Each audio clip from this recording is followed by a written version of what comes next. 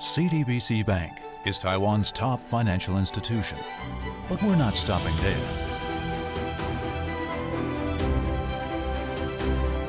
We're crafting an international brand and already have over 370 outlets in 14 countries. We are by your side, ready to embrace the future.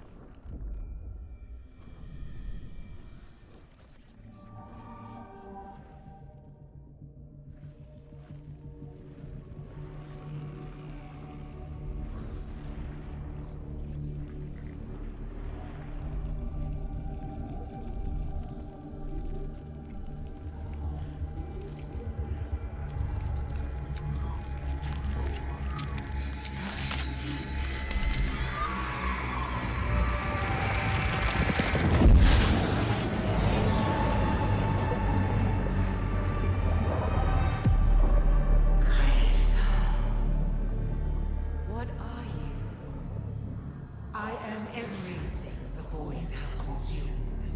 And just as I devoured this city, I will devour your world.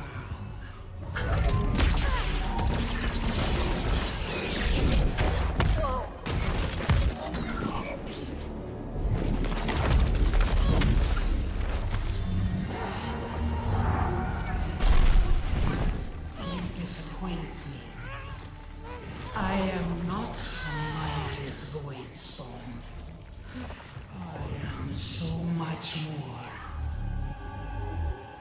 I am the end of our world and the beginning of mine.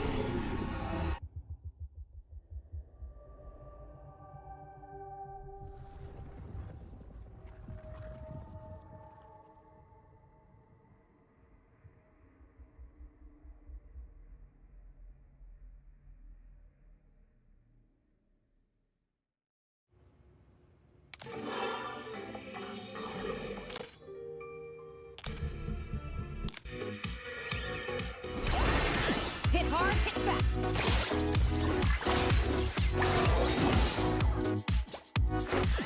I only see you from missions now, Kaisa.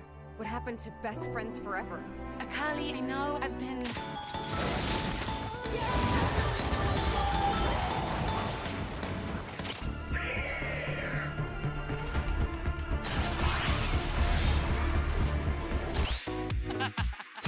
No matter what, we fight together.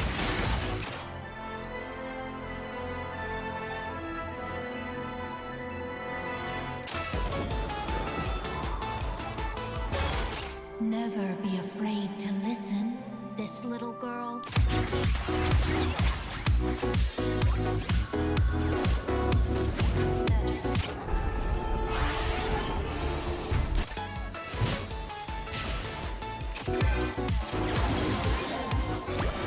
Harmoniously. All I feel is joy.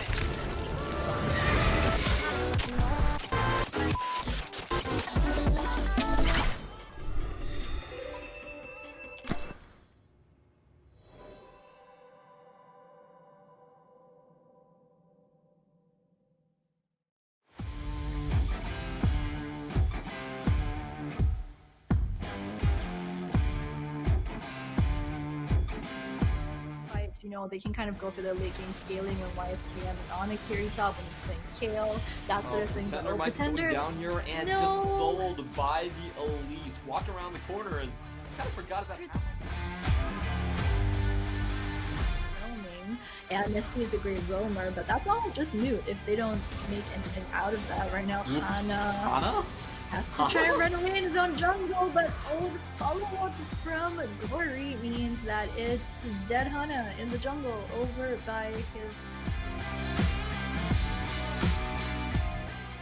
Oh! No! That might be the go button. Run, Bobby! Beautiful goes and he gets the shove onto 4 members into the Moonlight Vigil, which decimates the team. No Name is finally coming in, but he's coming in a little bit late. He gets stunned down and bursted. Sem 9 in tatters as only Castiel is alive, and he's running for the... He doesn't have cleanse for the team fight, so here there's comes the an counter unstoppable. drain. Uniboy going into the front line. Ashi might be falling down here, grabbing the use already, and they got everyone stuck on the cannon barrage.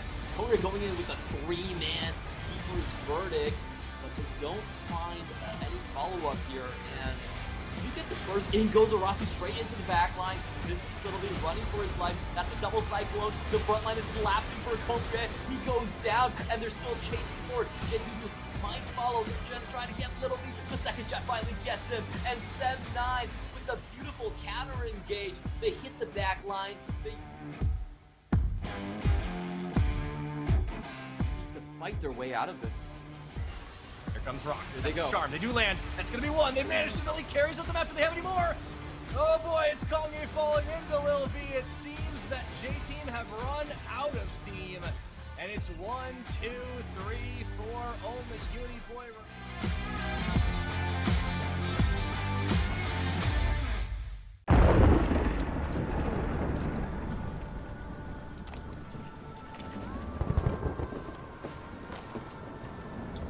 Evils, ancient and deadly, exist in every corner of the world. They have made themselves comfortable, taking what is not theirs, gorged on the suffering of others. I will face them all and crush them. Lord of the waters, grant me swiftness for this trial.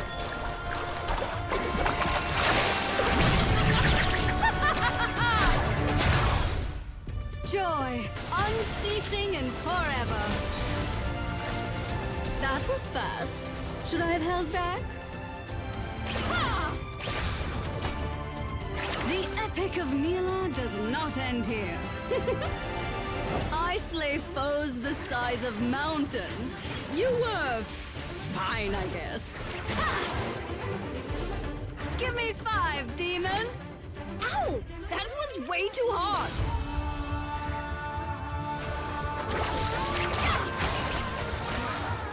I will face the great villains of myth and live forever in song. Prepare for death! Ha! Now you know what you're up against.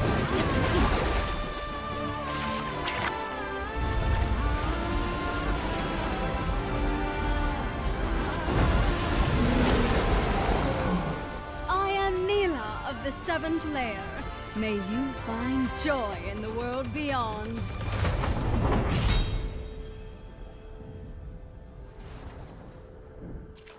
I hope the heavens are watching. I hope they're nervous.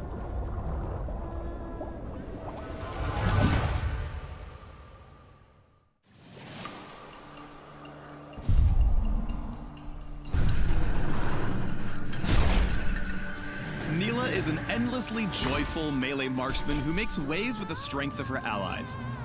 She steals power from the demon of joy, Ashlesh, siphoning incomparable magic from his prison. With every step, her water whip slays monsters that would destroy the world. So the legends say. Welcome to the Neela Champion Spotlight. Joy, unceasing and forever. Neela's passive, Joy Unending, makes ally heals and shields more powerful on her, increasing their value by a small amount. When a nearby ally casts an ability that heals or shields Neela or themselves, Joy Unending buffs both of them for the bonus value. See, everyone's happier when Neela's around. Joy protect you! Though she's quick to crush foes, Neela is a caring friend. When she last hits a minion, she'll whip up some bonus experience and split it with the nearest ally. Such happiness! Use Neela's Q, Formless Blade, to attack enemies with her water whip. Roll 3d10. Wait, no, that's not right. Formless Blade strikes in a line, damaging all enemies hit. Hitting an enemy increases Neela's attack range and attack speed for a few seconds, and her basic attacks will splash in a cone, dealing additional damage. Formless Blade has a short cooldown. If you hit it consistently, your sustained AoE will wash enemies away. My waters cut deep.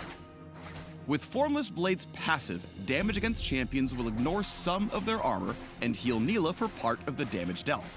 This effect scales with crit chance and can overheal, granting a shield. Neela's W shrouds her in Jubilant Veil, where she briefly gains bonus move speed and dodges all incoming basic attacks. She also takes reduced magic damage to really rain on her enemy's parade. Touching an allied champion hides them in the Veil as well, but they'll be protected for a shorter period. With her demon hunting responsibilities, Neela must be swift as a coursing river. Her E, Slipstream, lets her dash through a target unit, damaging all enemies she passes through. Neela can hold 2 charges of Slipstream at once, and she'll always move for a set distance, so get ready to go with the flow.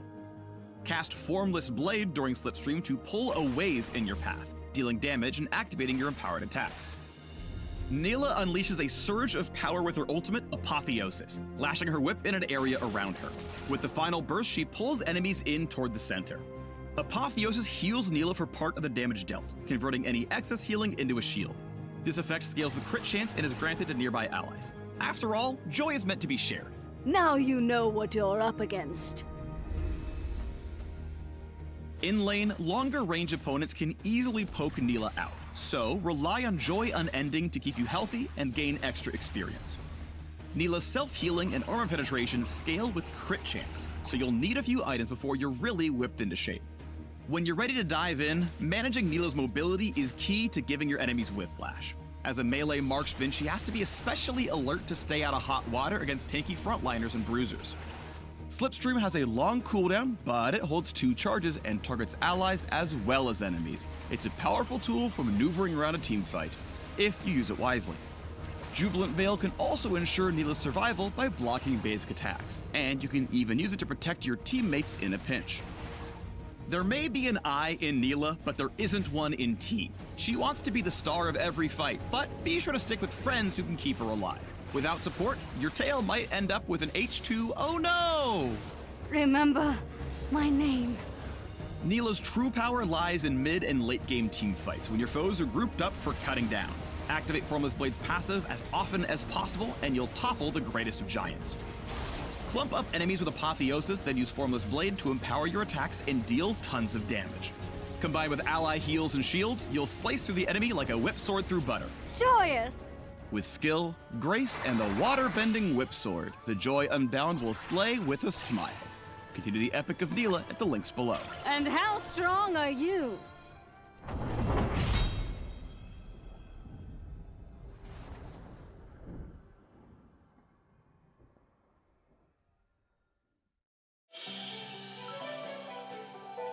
CTBC Bank is Taiwan's top financial institution, but we're not stopping there.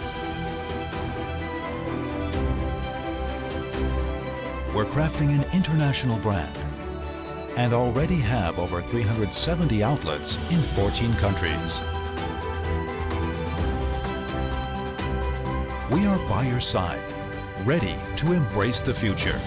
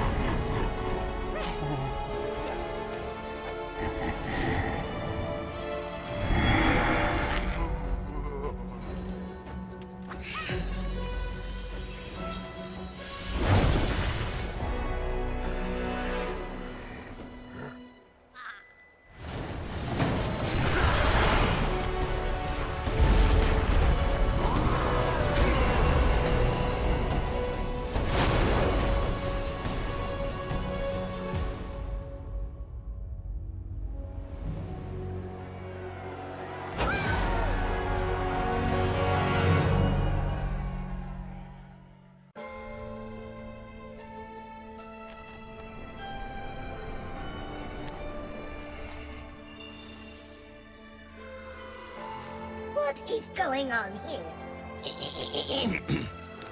That's much better. Well, I suppose better is a relative term. Let me see if I've got this right. You looked upon the infinite cosmos, summoned me into this, admittedly rather adorable form, just so I could teach you about dragons. After all, there's none more qualified to teach you about the Dragonlands than me. Very well then, my bold little protege. I accept. We begin with power. The Dragonlands don't just have magic. They are magic. And where does this magic come from, you might ask? From dragons, of course. Each one powerful, each one an asset, if you are in the right place at the right time. The treasure dragon may offer you gold or ancient artifacts should you meet them. Just don't be greedy. One per lucky mortal customer. You understand? Of course, treasure isn't all that awaits as you traverse the Dragonlands. Make your way to the Draconic Shrines, and you shall be blessed with wondrous effects in battle, which you will no doubt need. Take Pandora's Bench, for example, which transforms champions into, well, other champions. Or Sacrificial Pact, which allows you to exchange experience for health and... well, yes. Visiting a Draconic Shrine indeed augments your abilities. But these are Draconic augments, and thus are far more impressive than anything mere mortals could invent. And next time, raise your hand. Now then, where was I? Ah, yes. While some dragons roam the lands, others are tied directly to them. Astral, Ragewing, Whispers, Shimmer Scale, Jade, Mirage, Tempest. One dragon for each of the 7 major Dragonlands. Starting off strong, these rather imposing creatures can be convinced to fight on your behalf if you can afford their services. As I'm sure you can imagine, each dragon represents a powerful magic, so you would do well to commit their names to memory. Astral, there really is no place like home. I mean we, are as numerous as the stars in the sky.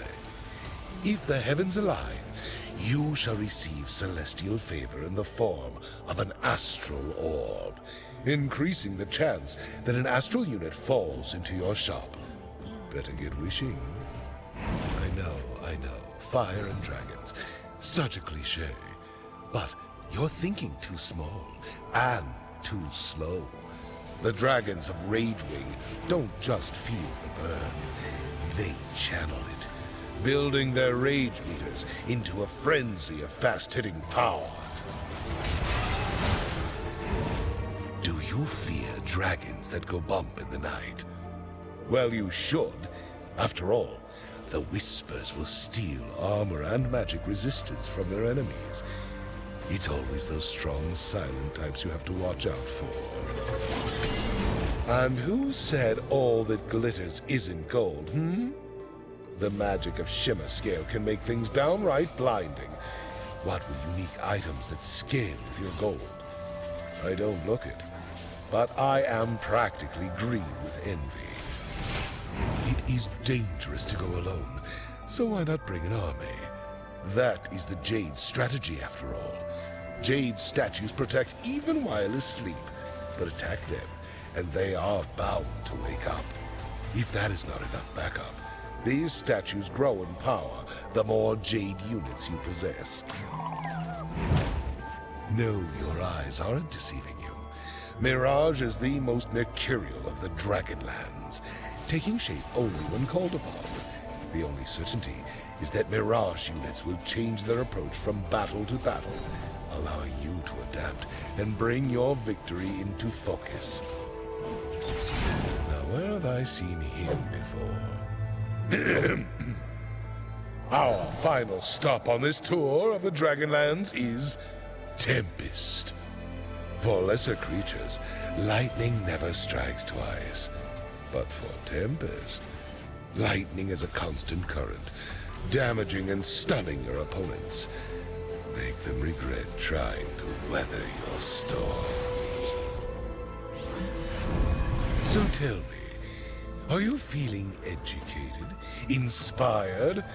Because that is it. The lessons are over. What? Did you think I was going to tell you everything about the Dragonlands? Ha! Now, where would the fun be in that?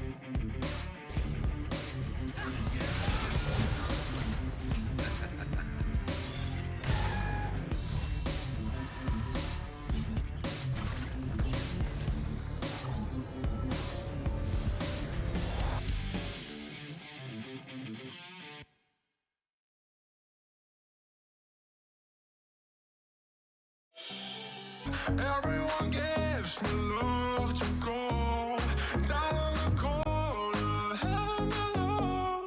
Feels like I'm lost in the summer. We could be low, we could be high, high in the sky, but down in the moon. We could be gold, baby, I'm lost in the summer.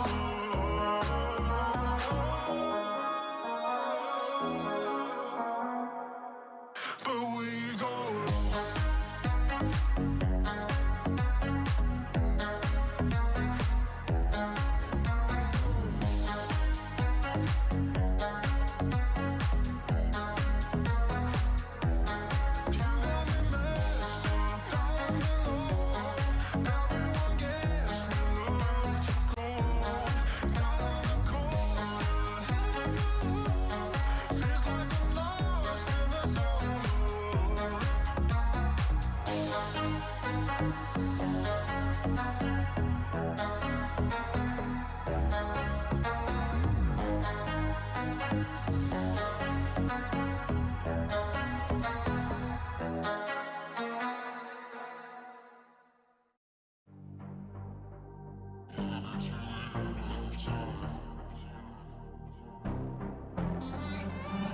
I give you everything that I have, but it's never enough.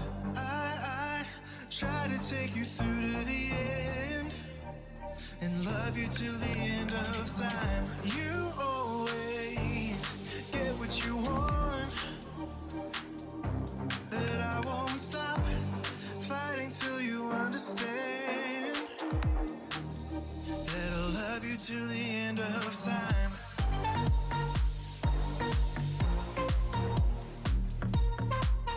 Till the end of time.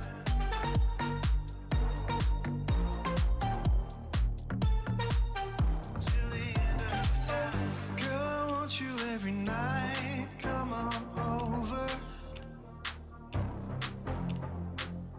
Girl, we do this every time. Come on over. You always get what you want. That I won't stop fighting till you understand.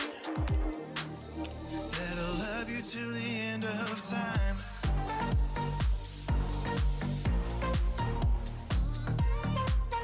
Till the end of time.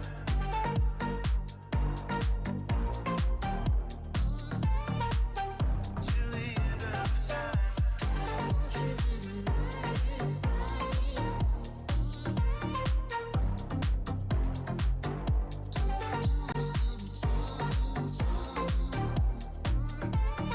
Love you till the end of time. Girl, I want you every night. Come on over. Girl, we do this every time. Come on over. Love you till the end of time.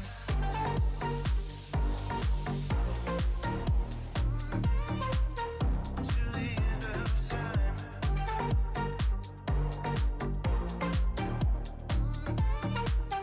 Till the end of time.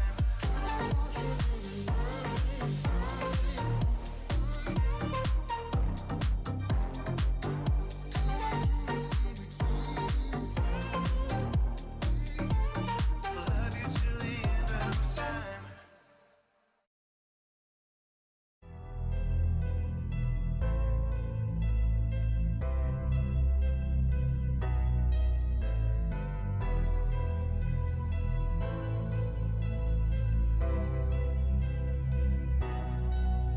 I had a dream I was chasing, I was facing intimidation, but I stuck to the basics. None of that public relations, the rest of your was out on vacation.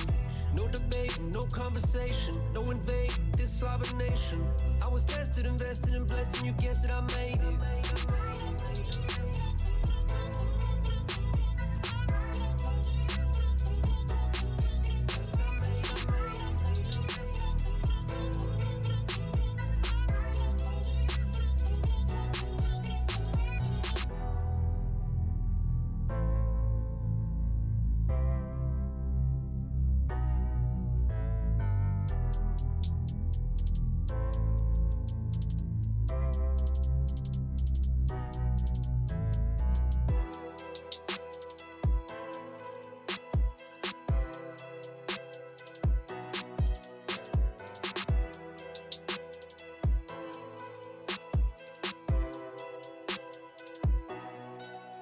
I had a dream I was chasing, I was facing intimidation, but I stuck to the basics. None of that public relations, the rest of your was out on vacation.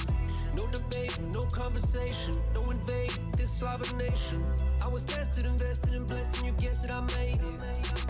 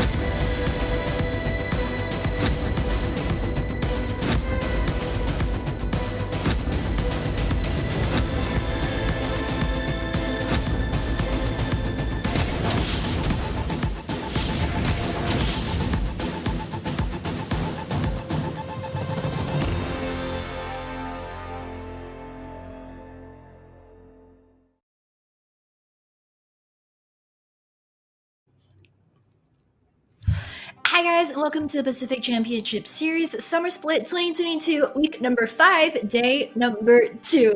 I'm your caster, January Julie. With me today is, of course, Frank Nightstar, as always. But before we start today's games, of course, we have to give a huge shout out to our sponsors who make the PCS possible. You can see them down below. We want to give a huge shout out to Riot Games, Carry Life, Garena, and of course, CTBC Bank. And phew, that was a mouthful. Frank, how are we feeling about the games today? Well, we're getting to the nitty-gritty, right? It's the last 5 game days of the season, which means it's time to get those playoff spots locked in. We've already got quite a few of them locked up here. As I mean, yesterday I believe we locked in 2 more, or it might have just been 1. But PSG's a lock. I mean, PSG is looking to lock up one of the top 2 spots, trying to get one of those buys locked in. And so far, it's really just up to everyone else to just keep pace and stop them from locking in too early. Yeah, for sure. I think for today's matchups in particular, by the end of the day, we might even be able to see 5th and 6th being locked in. I think we kind of look at this week's matches, today's matches even, as the top 6 teams being able to punch their ticket through to playoffs, and then next week is kind of just going to be like the battle for the last 2 spots to make it in. So definitely pretty exciting now that we're reaching, the tail end of the regular season for summer. I think we're going to take a look at the slides from yesterday's games before we get into a bit of today's schedule, but also because this week, since J-Team did come out with their official announcement, of course, that most of their team members, some of their staff as well, have unfortunately caught COVID. So all of J-Team's matches this week will be postponed to next week. So if you guys were watching the PCS yesterday, that's why we only had 4 games yesterday. We're going to have 4 games today and tomorrow as well. And then next week, we're going to come back with a whopping 6 games per day. But, I guess that's just the life of a J-Team fan. I mean, like, J-Team gets COVID, I get COVID. I don't even know what's going on at this point. But there on your screens, that's the results from yesterday's. I think yesterday's results kind of expected across the board. How do we feel, Frank? Yeah, I think it was really important for PSG to really get that win over Megabank Beyond Gaming, just because of the fact that they did have that one mishap the first go around, right? It really just boiled down to that one team fight that they lost, and then they just straight up lost the game. So certainly might be a monkey taking off their back, getting that win on to Megabank Beyond Gaming. But as we get to take a look at the standings, yeah, it's really all about Frank Esports and Megabank Beyond Gaming. One of these teams, or even both of them, will be able to clinch their ticket to playoffs today, depending on the results of the first game. And then because of the fact that we're not going to have all those J-Team games, we're going to have to wait until next week, really, to see how the top 2 slots do get resolved. But as of this moment, it's kind of as expected, right? It's PSG Talon and then the J-Team Universe. The J-Team multiverse. I love that whenever we bring that up. I think at the start of summer season, we weren't really expecting there to be such a close fight, I think, for second place, especially given how strong CFL looked at the end of summer split in that last playoff week. So it's really exciting that we have these DCG and CFL shake up for tied second place. J-Team, of course, they do look 8-4 right now. It looks like there is a bit of gap between them and the top 3. However, that's because they're also missing a game from yesterday. We'll really need to wait till next week to get a better idea of where J-Team fall. Also, a bit unfortunate for them because last week, they dropped a couple of games, and what we know now, what we didn't really have confirmation last week, was that some of their members were already playing with COVID last week, but then over the weekend, it kind of got even worse. More members caught it, which is why they were kind of forced to postpone. It's also props to PCS and everyone involved for helping that to happen.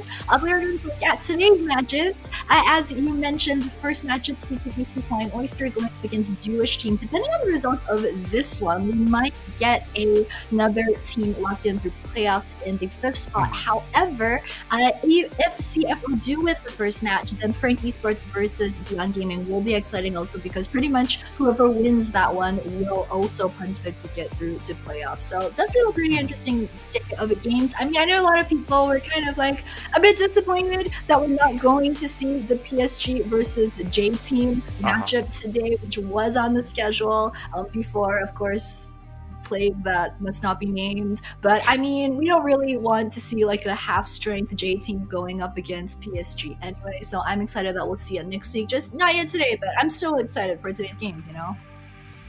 Yeah, today's games do have a lot of playoff implications, as you mentioned, and we're going to dive into taking a look at the first one, which is going to be CDBC Flying Oyster taking on Jewish Team. No changes in the roster. This is CFO's roster as of now. And I mean, the fact that once Shun has come back in, like, this man's KDA has been through the roof. He's played 7 games and his KDA is 14.3. This man is insane. Yeah, Shun, definitely one of the hot rising new talents that we have here in the PCS. I don't know what's up with the PCS, man. We're just farming out new, young, fresh ADC talent every single year, after Doggo last year as well. But definitely, as you mentioned, Shun has been doing really great in the games that CFO have decided to start him. And I think one interesting thing to note in particular is that CFO, you know, especially in the last few weeks, they were kind of willing to, because we have 3 match days every single week. So in the past, they were kind of willing to field Shun on one day and then sub in Alan on the next day. So what's really interesting to note for this week is that they've actually started Shun yesterday and they're keeping Shun in their roster today. So it does look as if they might follow last split's trajectory, which was towards the playoffs. They started playing Shun more, and then Shun was really what helped to boost the squad to the next level in playoffs. So we might be seeing that again this time around.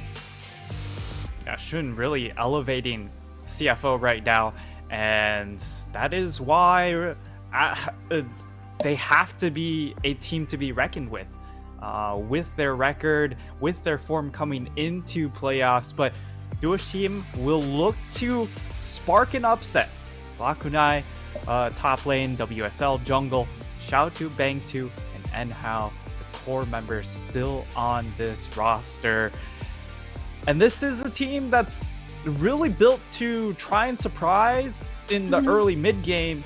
And if they don't find those surprises, this team does feel like it just fizzles out.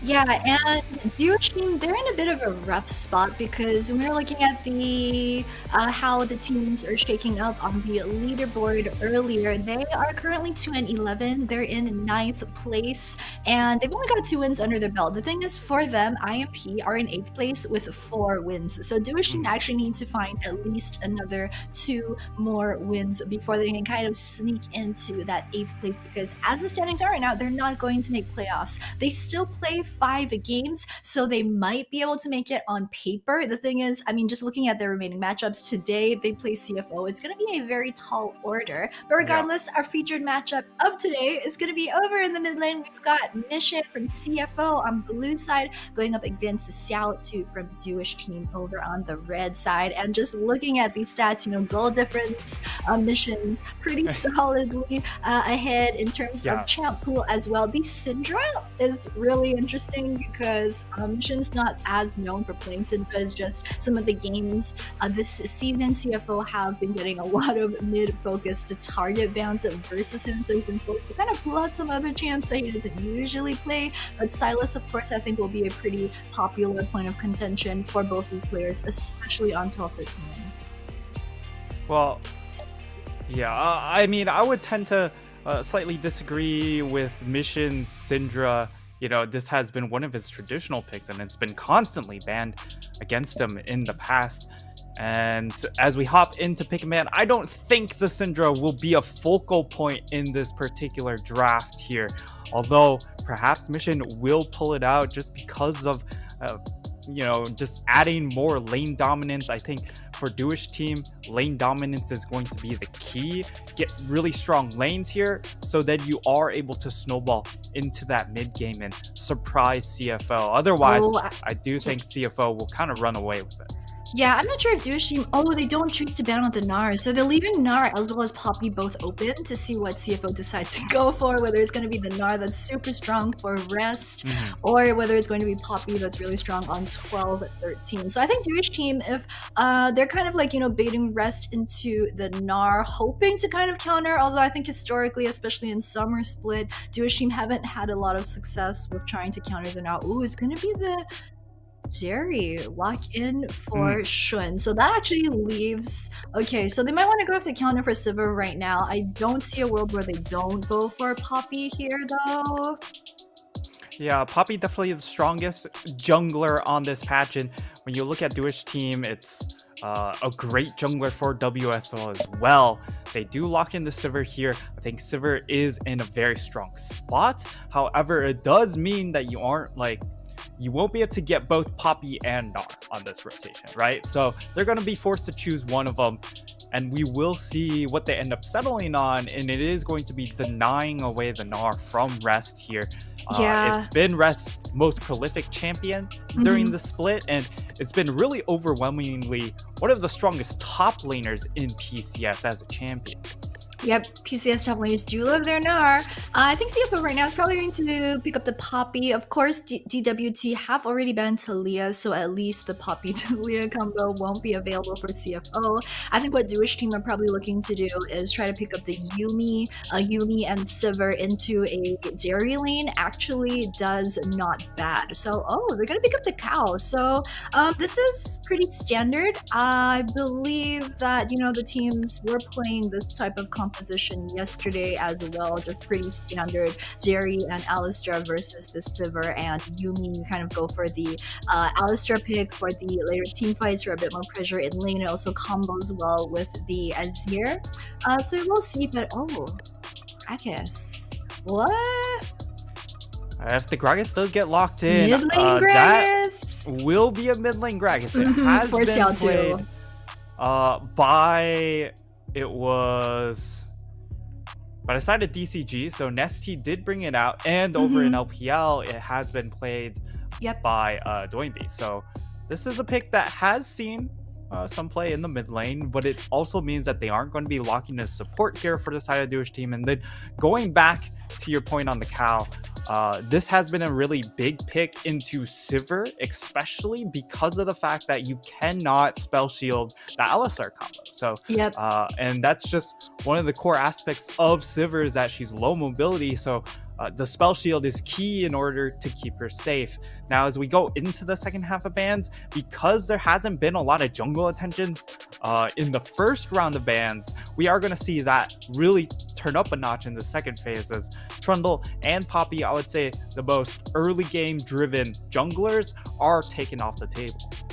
Yep, so we're not going to see a Poppy Trundle traditional matchup. I'm not sure if it's really worth CFO's time here to last ban out the Yuumi versus DWT. However, that is an option for them if they decide to do that. Might want to also maybe ban out like an Elise or some other type of early game pressure jungle, right? You can see they're thinking about it for a while. There's a J4 ban as well versus Gemini. And yep, it's going to be the Yuumi ban versus Sivir. So it's going to kind of cut down the impact that Sivir will really have versus Jerry. The thing that we say that Sivir is not bad versus Jerry in lane is because of the strength of Sivir plus Yuumi. Also, we're on October 13, so a whole lot of changes have been made to Sivir's kit. For example, like, the spell shield doesn't even refund mana, it heals her instead, and then most of her abilities have been changed to kind of make her more of like an AoE DPS, but like faster than the way that she used to play. So it's kind of a bit more important, for her to get a good support pairing. Yuumi does, of course, give her the zoomies, but oh my god, it's going to be Lee Sin versus Sinjo. I'm excited. I am so excited. Yeah, the Lee actually getting locked in here is... I would have said it's sort of surprising because I actually expected WSL to be the one to lock in the Lee Sin, give more early tempo to the squad. And CFO, they go ahead, lock in the counter pick. It will be the Irelia, this is a pick that we've seen a lot against Gnar. But the issue is Rest hasn't been one of those players to really play strong side top and play these big counter pick champions to just with a snowball and just dominate the game. So definitely an interesting move here as Jewish team do go ahead and pivot their Greg's draft. support then it's gotta be. Yeah. So we're throwing it back to like last year when you have the Greg support where you're just kind of using him for his utilities, for the barrels, for the slows. When he hits level 6, you have that good combination as well for the team fight option. So this is really interesting because Jewish team, they played a couple of tricks here in the picks and bans, right? I mean, they surprised us with the Victor at last pick as well. They've actually come out with a pretty strong team fight combination. They've got a whole lot of AoE with the Gnar, with the Victor. They've got the Sinja who's capable of making some of those plays early as well. So I'm really excited. I mean, we have a couple of doubts, as you mentioned, on the CFO side. Is Rest really going to be able to show up on this Irelia? And yeah, I'm excited to see how this plays out because Rest, you know, we've talked about how Gnar was a really big thing for him. He's pretty much, I'd say, solidly like top 2 top laners in the PCS. I mean, it's really just him and Hanabi duking it out traditionally in the past, but we haven't seen as much of him on these duelists. So we'll see. Yeah, the duelist point definitely a really interesting once we get into the game.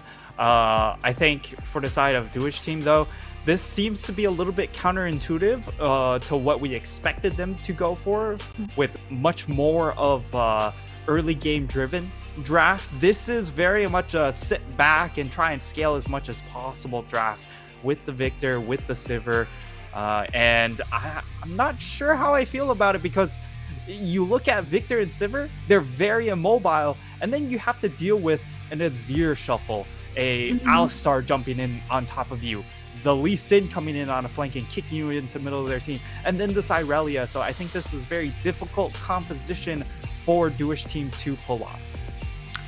Yeah, I agree. They have a lot of mobility, but not as much in terms of straight. If CFO decide to run at your face, I mean, Sivir's dead. She can pop her R and run away, but CFO just have so many diving tips available with the Cow, with the Lee Sin, with the Irelia also. And I think CFO also have that little out that they have built in for them in the draft, where even if Rest does fall behind, they've still got Azir, they've still got Zeri, who have the ability to carry in the team fights later on also. So even if Gemini doesn't pay as much attention over to the top side this time around, I think CFOs still have that out available for them if Rest falls behind. Yeah, and we'll see how these lanes do play out. Gnar, I believe, has been 4-0 with or in games involving Jewish teams. So they won the one game that they picked it, and then they lost the 3 that the other team did pick against them. So maybe it's just going to be a luck of the Gnar. Luck of the Gnar, I love that. But yeah, as you're saying, big counterintuitive draft for Jewish team this time around. I think when we were talking about how Jewish team usually tends to win their games, especially in summer split, it's usually when they get that like early to mid game snowball where they kind of put a bunch of pressure early on, especially in the lanes, and then they try to carry that through into a match of victory. The thing for CFO is that overall, a lot of their members are pretty strong laners, although I'd say like one of their maybe small weaknesses that you do see this a bit when they go up versus the top tier teams is that even if they do get an advantage in lane because of how strong the laners are, sometimes they don't punish this as hard. So I think that might be a little outlet of opportunity for DWT to try and capitalize. But I mean, just purely looking at stats, looking at the matchup, of course, this is like one of the top teams on the table versus one of the bottom teams on the table. It's tied second place versus 9th place. But if DWT want to try and win, that's probably their best bet. Yeah, and already Gemini making a deep invade. WSL is going to face check into him. It's going to be a level 1 trade. I mean, it's level 1, 1v1, so it's not going to amount to an actual kill. However, it might force WSL to recall in a if that's the case, that's actually massive because he's gonna lose a lot of time here. And He he has actually to recall because Xin Zhao like drops a lot of health on his first clear. Oh my god, he's just gonna pop potions and stay. This is a terrible level 1 start for them, especially versus Lee Sin. But yeah, I mean, the fact that Lee Sin was able to get there is that feels like it's the real big crux of how it all went down. Like the fact that he was able to get there that fast and WSL just didn't see him, that leads to be a very big detriment for the side of Jewish team at the start of this game. exactly. You really don't want to give the Lee Sin free reign in the early game to roam around, especially because you're kind of expecting the level 3, the level 4 Q from the side lane into the gank already. So you don't want to give him the freedom to just do as he wants early on, you know? Meanwhile, bottom side, not all that much going on for now, being to, of course, you did start the call. So it's just gonna want to be waiting for a bit before he really starts as useful. The thing with the silver changes on 12-13 is that she can actually poke more early on. The thing with her in the past was that if she uses her Q, her W, she tends to lose a lot of mana early. She needs to count on hitting level 3 for the spell shield and then getting hit by abilities to get the mana refund to then continue using QW to poke in the lane. The thing for right now is that on this patch, her mana costs have gone down. Sure, the cooldowns are a bit longer for her projectiles, but like she's able to really just throw them out a bit more. There's Gemini once again with the invade. He's already got Be a smite fight. With another one. It will be a smite fight, and WSL loses it, but he goes in for the trade. That's Won't the tilt. actually stick onto him, and that's part of really just how the lanes are set up, right? You have shoving mid, you have shoving bot. If you try and take the fight and beyond that smite fight, the backup's going to be there coming in from CFO a little bit sooner. So WSL misses out, and that will be a buff stolen away. And I mean, Gemini on a trademark Lee Sin, but WSL looking for a gank in the mid lane. Mission doesn't have much. He has he no doesn't have counter, mana. they're only flash. Okay, so he just yeah, he makes it out of that one with just the flash. I think that was very well played from Jewish team. I'm not sure if Mission really wanted to be positioning so far forward at that point in time, because he did know the WSL was coming from his own jungle blue buff right by mid lane. So maybe a bit of arrogance right there in terms of positioning. And yeah, I mean, before that, he was actually doing pretty well in the lane matchup. He was doing the traditional Ezreal thing, which is you're pretty much trading your own mana bar for the enemy's health bar. If you consistently use like your sand soldiers, use them to hold, use your abilities, then Victor, especially early on, is going to have a bit of a hard time to dodge that. Victor really needs to land his Q in lane to try and match up with the poke. And we've seen a couple times, the second time already, where like Mission just absolutely takes no damage from the Victor Q. So it's still going pretty even. As expected, we did see Looking just now doing a bit of damage down onto Rest. Rest with a very defensive start also. And it looks like Gemini might be pathing top actually. Try and help out his Irelia perhaps. Well, I mean, it does look like they're going to try and set up for an early dragon here. Because he's going to take Gromp, Wolves, and then path towards the dragon. However, WSL looks like he wants to just sprint straight to that dragon. So maybe we'll see some sort of early action around this bot side. We're going to see recalls coming in from Shun. That means he's going to get a purchase, and then Rank 2, low on mana, so it will be difficult for them to actually try and make a play around Dragon. CFO should have first dibs. Koala with the early roam also on level 4, so he knows that actually until he hits level 6, he's not as big of a threat over to Shun if Shun is playing safe. So Koala just making use of Shun's back timing right there to get a little extra bit of vision in the river to set up for the dragon. So just very smart play, I think, coming out from Koala. I believe top lane. Oh, the level 6 fight. Well, Kunai does get the pin Good into the slam. wall. And it's going to be a big chunk of damage.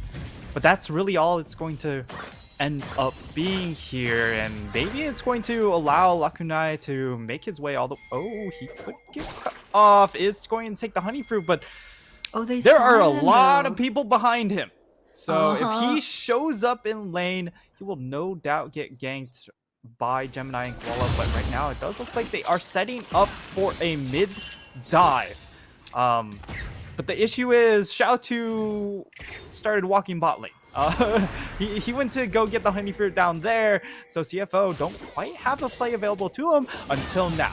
They're setting up for the dive up here. Lakunai is stacking up the Gnar bar, so they have to make this dive happen really quickly, and they do catch him out even with the flash coming in from Lakunai. That will be first blood, but in exchange, Jewish team find themselves that first dragon. So I think both teams do get what they want.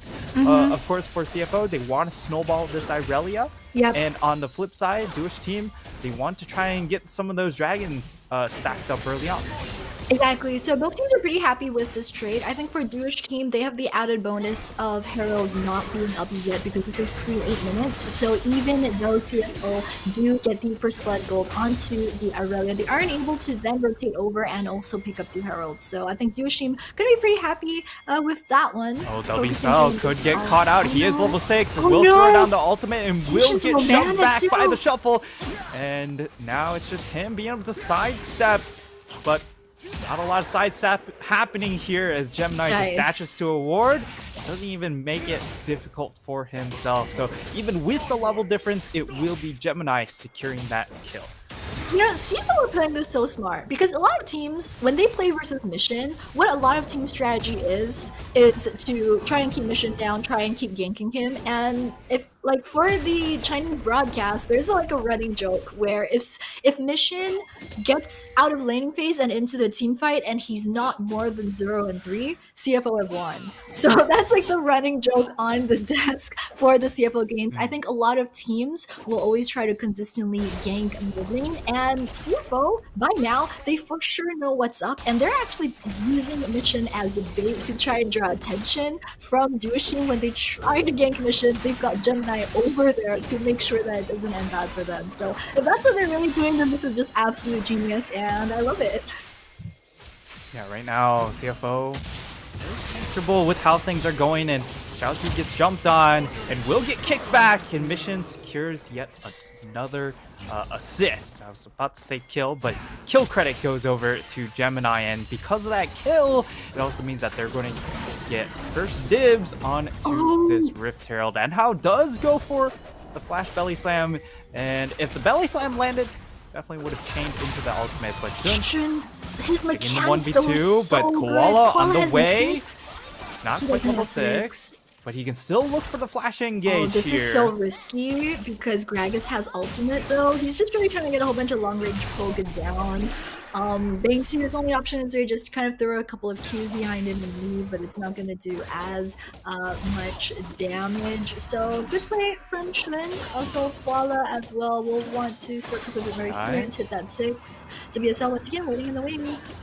WSL is spending a lot of time here, and we've seen this happen before where he ends up taxing the XP coming in from Lakunai, and that might be yet another one of these instances, as Rest does feel like he knows what's up. He's already pinged the question mark into that top push, and it really just comes down to how long is WSL willing to wait, and the answer is not long enough, as now Lakunai, he's going to be in trouble because of the fact he doesn't have the Gnar bar stacked up, and it could still be a dive set up here.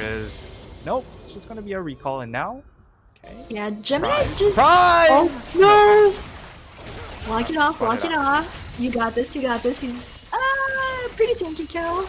So, it does look like... Yeah, he's gonna head back to base. He does hit level 6, but I think at this point, CFO don't think that it's worth it. Also, WSL is maybe be pathing towards bot. A couple of aggressive movement from DWT, though. They are actually in the tri-bush. They don't quite know that Gemini is actually close to them. However, Mission once again pathing mid. WSL might be able to make something happen. Yeah, looks like we're gonna have more action into this mid lane. Mission shoving up very aggressively. Gemini may get spotted, may get jumped on, but it will be Gemini initiating the fun as he goes in, kicks him back, and chases onto WSL, and WSL will go down yet again. Rift Herald gets popped. They're going to zone Xiao2 off of this wave. As Enhao now in this mid lane to support, it's not going to be enough though, as it will be plates going over to Mission. Plenty of extra gold, and now they've really sectioned off the map. Bang 2 has to be a little bit careful here as Gemini and Koala are making their way over. But on the flip side, Raz taking a 1v1, will flash forward, gets the dash, and will be able to finish off that 1v1 kill. Yeah, Rest has been doing such a good job actually early on in playing around the Null Rage Bar. This time around, like Nar, even though he did have Mega, did not matter at all. And Mission, as you were talking about, picking up so much tower plate gold earlier, is just gonna be a bit aggressive actually. Knows he's got some teammates to protect him around the side. They aren't going to take first brick just yet, but if you just take a look at the gold and EXP difference across the board, CFO, they're 5 kills to 0. They're pretty much making it out at 12 minutes with a 4.5k gold lead. Xiao2's level 9, Mission, I'm not sure if he's level 11, he's 10 right now. It was level 10 to level 8. They really want Xiao2 overcommitting. They do. They indeed do. They've got 3 people on the chase. Yikes. The He's stun dead for does sure. land. Rest will die, but it's just a matter of could he take anyone with him? It doesn't happen. Yeah, the answer WSL is no. got lucky.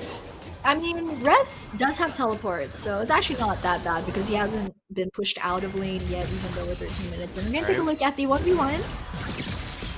Yep, 1v1 happens, and I mean, this is why Irelia is such a strong pick into the Gnar.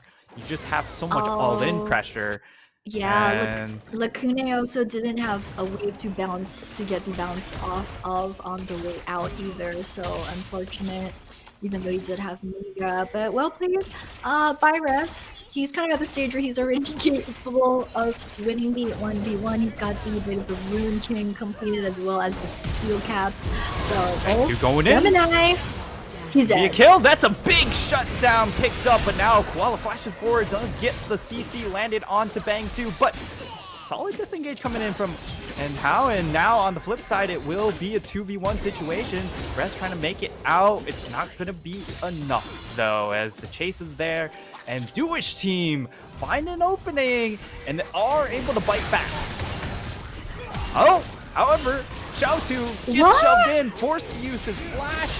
Now throws down his ultimate. no. Chaos Storm is going to put down a lot of damage onto Mission, but it's not going to be enough, as Mission will be able to just walk it off. However, it is oh, okay. What? He flashes forward and trades 1-for-1. That's a durability patch right there. 3 patches ago, for sure, Mission would have 100% made it out of that one. But I mean, he was replay. I don't think he's too upset about that. He did still buy a bunch of time to get his passive tower over on the mid-tier 1. Also, and to look at the Rest 1v2, not quite working out for him up top. He had some pretty limited options in terms of where to dash. He's kind of forced to dash towards red side instead of back towards his own minion wave, so a bit unfortunate. Definitely well done from Duish. The thing is, I'm not really sure how worth it is for DWT to focus so much energy trying to keep Rest down, because at this point already, I mean, what? He's still got 1 kill, he's still up about 25 CS off of the Gnar, so maybe they can look to try and focus their jungle attention elsewhere. But talking about jungle attention, this Gemini once again just invades all day, every day. The roam with Koala, just absolute good timing from the squad of CFO, and it looks like they're gonna get Lacuna as well as top tier 1. Yep, they will get top tier 1. And Lacuna, yes, he was in somewhat of precarious position, but Enhao is around, which means that he is a-okay. And now for the side of Duish team, they've really split themselves up. They're trying to set up sort of a 1-3-1 just to recoup as much gold as possible. They have Xiao2 in that bot lane trying to catch up and farm. He's so far behind the curve when you compare him to the first strike Azir, right? The Azir already has a farm lead was able to find a bunch of plates and able to farm a little bit of extra gold with the first strike. It is just such a large lead. Yeah, it's actually getting quite worrying when you take into account the item builds and the patch that we're on for Sivir right now, because Victor, of course, he's gone Luden's Echo first, and then Sivir, as we were talking about, is a bit more bursty on this patch than she used it to be. And the thing is, though, if Jewish team are going to play that way, they're not really going to be able to burst down CFO. I mean, Mission already has the lead, Zeri's got the zoomies, you can't quite pin her down. Gemini's just been invading the entire game, so I'm not sure if Jewish team have a lot of options left based off of the composition that they've drafted, but we will see. We did say that their strength was going to be in their team fights, the combination of the Gnar and the Gragas, as well as the Sinjao to create space. So maybe they can find that 5v5, even though traditionally 5v5 has not quite been their strength. Yeah, when it comes to full 5v5 execution, they've been a little bit lackluster. However, at the same time, the scaling is going to be there for them, right? You have Sivir, one of the classic win conditions has been Sivir to 300 CS. And, well, Bang 2 is halfway there. And he has been farming relatively well. 10 per minute, you know, pretty good. However, at the same time, for CFO, they're just farming better. So even though Bang 2 is farming well, look at the flip side. Shun is at 190 CS, almost at 200 CS before 20 minutes. And Mission, of course, he is doing a big number himself. That will be bot tier 2 to go down. So CFO right now out to a 5k gold lead. And it's not even that their scaling is all that bad either. So this is definitely a scary situation. Yeah, I think CFL have been playing this very textbook, very methodological. They're pretty much just winning lane. And CFL are not really the type of team to hard win lane into the team fight. I think it's really just because that they're playing up against a Jewish team this time around that they have such a lead coming out of the laning phase. And we've been talking about how Jewish team, you know, they want to scale, they want to get the Sivir to 300 CS, they want the team fight. CFO, though, have pretty good team fight of their own with the Azira as well as Alex for combo. I mean, sure, you've got Aurelia, you've got Lee Sin, you think, oh, maybe they might fall off towards the late game, but you've also got Shun playing this Zeri, which is absolutely huge, right? If you want 180 carry right now in the PCS who's capable of doing the zoomies, getting its fast speed, making sure he plays around position and team fight well, then hands down, it's gotta be Shun. So I'm a bit worried for Jewish team now that we're approaching the team right now. And oh, Gemini again, the end game. CFO once again just trying to choke out Jewish team from their own jungle, and they will be successful. And yeah, just going back towards that Shun point you made, right? The fact that he is 0-0-0, yet he still has a 250 gold bounty. That is truly disgusting. It just shows how much gold he's been able to amass without really doing a whole lot as far as getting involved in the game. He is all by himself, but he's also there. So as long as he's hugging a wall, he should be fine. And knowing that he's got 3 members hugging top side of the map, it's very easy for him to just play towards them. I mean, to be honest, right, Koala's just ditched Shun and lane since level 4. Oh, Scout 2. Oh, nice flash. So he will make it out. Just try to put down a bit of AoE, but they know that the top side tier 2 is gone. They don't even have the wave. But wait, and hope, does he want to go in? I don't think so. They're just trying to give as much wave clear there as possible. They know the gold gap is a little bit hefty right now. As we can see the gold difference, I mean, it's just slowly climbed to just a little bit every 5 minutes, you know, just a 2k. And right now it's sitting at 6k. And even though Jewish team were able to get that first dragon, which I think is really nice for them, right? Because it slows down the dragon stacking now that CFO do have a commanding lead.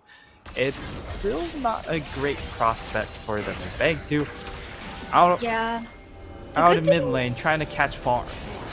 Good thing for Jewish team is that CFO don't quite have like, you know, set up around the dragon just yet. Of course, it's only spawning in around 2 minutes, but it would only be the second Ocean Drake of the game. So definitely the Soul will be a bit delayed for this one. The thing is, I don't think CFO needs Soul at all to win this one. It's gonna go straight for Baron. Early Baron at 21 minutes. They do have the Azir there, but DWT, they know what's up. They're already trying to flank. Yeah, they were able to get vision. Mission hanging out on the other side. Had no ward. Koala and a teleport coming in. That's going to be a rest. So this is a big collapse coming in from CFO. Can they find the fight and can Jewish team get out? They will be able to somewhat disengage, but the ult now comes in for rest. Once he jumps in, there's so much chaos ensuing as the map in the fight is just so split. They lose Lakunai on the back end, and now the flash forward comes in from Koala. Won't be able to find the kill onto Bang 2. Follow up not quite there, and look at the power of the Sivir. Be able to get those bouncing blades with the Victor still alive. They're actually quite so chunked low. out. And They're CFO, mad lads. What? They still have the numbers advantage. They will still look to pull the trigger onto this Baron buff, but the question is, can they finish it off? Koala coming in, gets the flag, able to get the knock up onto Xiaotu, and Xiaotu will go down. And now Bang 2, he's hoping his support gets there in time, but it's not to be. It will be Baron secured by CFO as they go 4 for 1 and the Baron. CFO just doing every single thing that they can right. We're gonna take a look at the teamfight replay right now, and as you mentioned, Nightstar, just absolutely split fight. The funny thing for me is that CFO are actually so far ahead. Some of their members are just solo winning the 1v1s. There's WSL, but unfortunately we fall behind on Sinjal and can't really go in and create space. Lacuna just losing 1v1 over to Mission over in the backside. At this point, Jewish team have already used all of their critical ultimates, and also CFO coming out of that one. They know that there's no more AoE danger from the squad of a Jewish team, so they can just take Baron easily without any fear. They don't have the Victor ult, they don't have the Gragas ult anymore, and even though they were low health, they were pretty much regenerating more health off of Baron as they took it. So now with the Baron buff, they've got top as well as mid pushing in for a Jewish team, and I just don't think that Jewish team have any more options left available for them. Gemini is just going to solo the Ocean Drake as well. I just don't really know what DWT can do. This is such aggressive positioning on the Azir, and like it doesn't even matter. DWT just can't punish this at all. Yeah, and in fact, they're on the hunt. Koala's coming in. WSL, he should die, but let's keep him alive. Now the ultimate coming in on the hunt. They go in, and that's a whip from the barrel, and how the one big catch tool that they had does go way off. And that just might spell the beginning of the end. Bang 2 still, of course, this is Crit Sivir, so she does clear waves exceptionally well, even against the Baron minions. And that will slow down one push, but the issue is there's multiple waves coming into Jewish team space.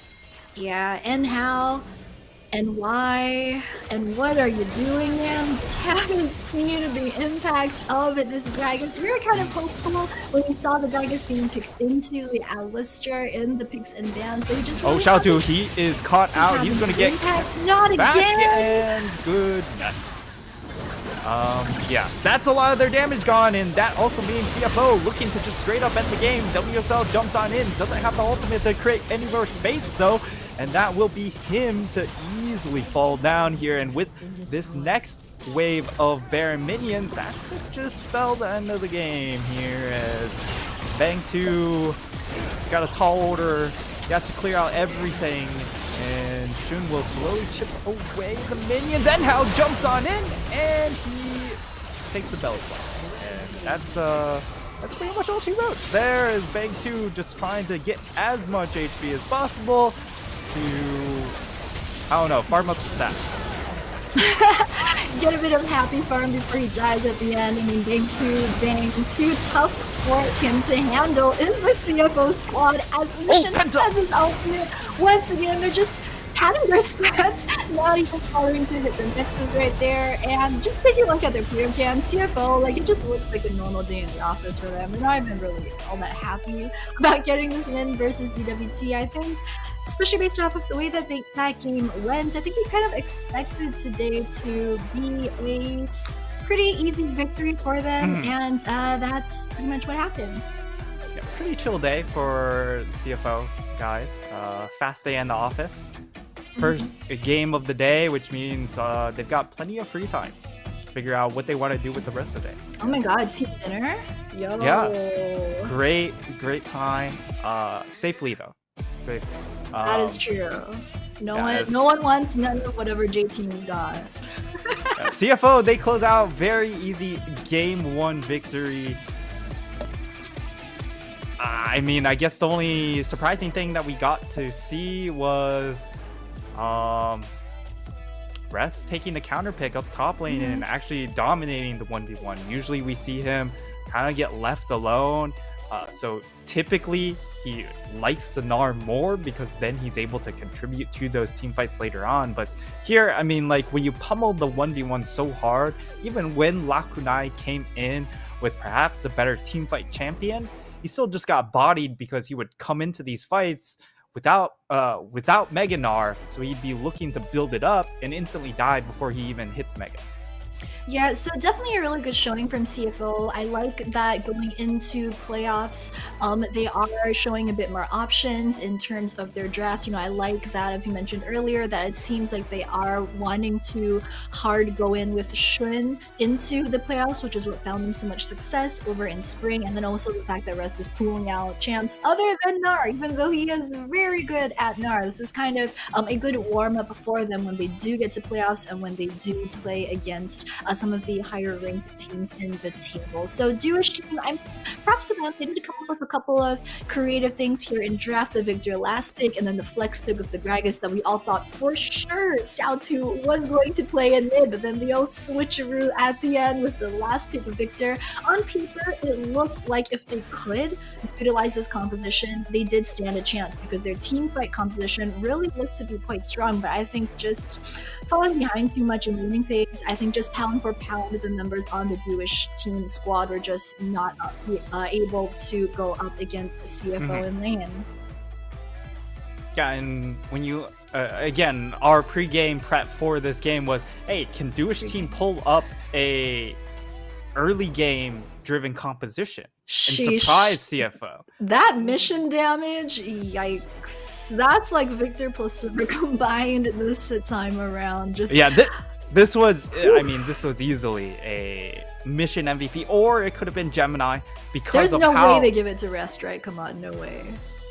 I don't see Koala getting it. Shin, all he did was just farm all day, every day. Gemini did have quite a bit of impact, especially early on with the invade, the level 1 also, especially just props to him. Gemini is just that type of very instinctive jungler. He's been playing for so many years in the PCS, like at least like 5 to 6 years in his home region, that he just has honed his instincts so well. He knows when he can invade on champs, especially like Lee Sin, that for any, you know, Asian jungler, Lee Sin always in their wheelhouse, whether you're from PCS, LPL, LCK, they're all great Lee Sin players, and we're about to find out who the MVP is going to. Whew. Well deserved. Props to him. I like how, you know, the MVP isn't just straight going to whoever had the most damage at the end of the game. Although Mission did have a great game too. I mean, Mission dominated the majority of the game, but it was because of Gemini's early aggression that carved out the path for him to be able to play so far up, right? And Gemini, being the crux of that success, gets the MVP, well deserved. As I mean, if I remember right, Gemini actually came out of the spring split regular season with the most number of MVPs going into playoffs. I think something like 6 MVPs coming out of the spring split. And if I remember correctly from last year also, Gemini is literally always in like the top 3, top 5 of the MVP standings, because whenever he pulls out the Lee Sin and whenever he pulls out one of his signature carry champs, he just goes nuts and bags those MVPs. Just 10-10, well deserved. Yeah, and when we look at Gemini, a lot of times when he gets some of these junglers like a Diana, he tends to be very geared towards not much action, but he's a complete different beast when it comes to this Lee Sin pick, and giving the Lee Sin to him, definitely a no-no. But that's game 1 now concluded. We've got more games to come though. It's a short day, but still 3 more to come. We've got Frankie Sports and BYG coming up next, as both of these teams have locked off playoffs, but now it's just the battle for seeding. Exactly, so don't get... CTBC Bank is Taiwan's top financial institution, but we're not stopping there.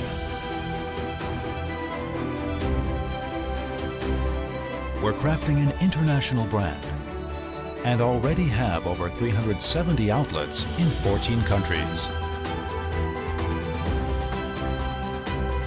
We are by your side, ready to embrace the future.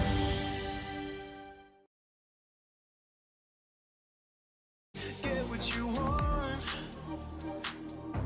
that I won't stop fighting till you understand, that I'll love you till the end of time.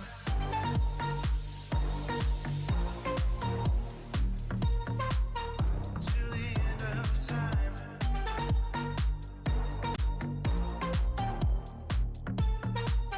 Till the end of time. Girl, I want you every night. Come on over. Girl, we do this every time. Come on over. You always get what you want, that I won't stop fighting till you understand, that I'll love you till the end of time.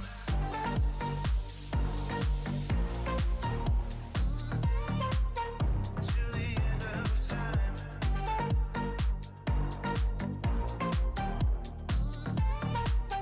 Till the end of time.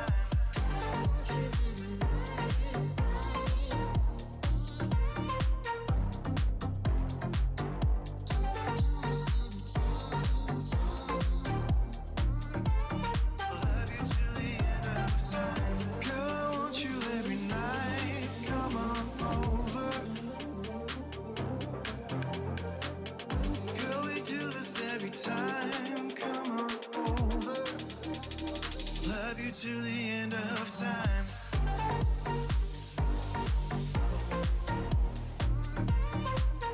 Till the end of time.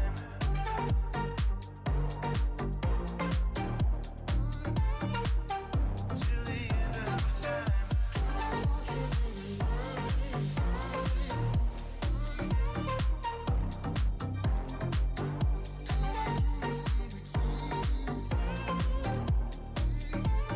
Love you till the end of time.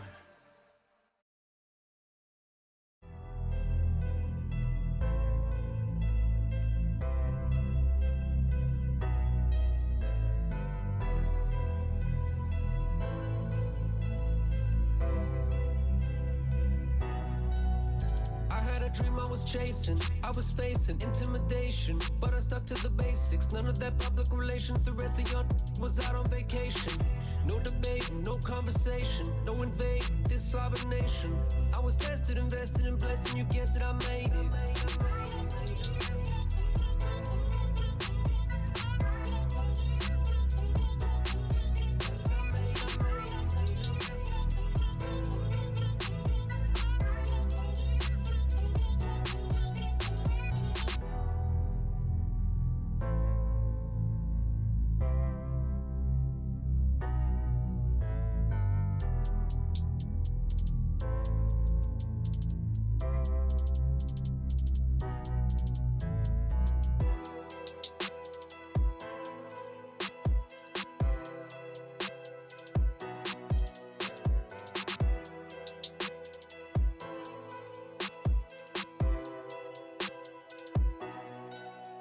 I had a dream I was chasing, I was facing intimidation, but I stuck to the basics. None of that public relations, the rest of your was out on vacation. No debate, no conversation, no invade this sovereign nation. I was tested, invested, and blessed, and you guessed it, I made it.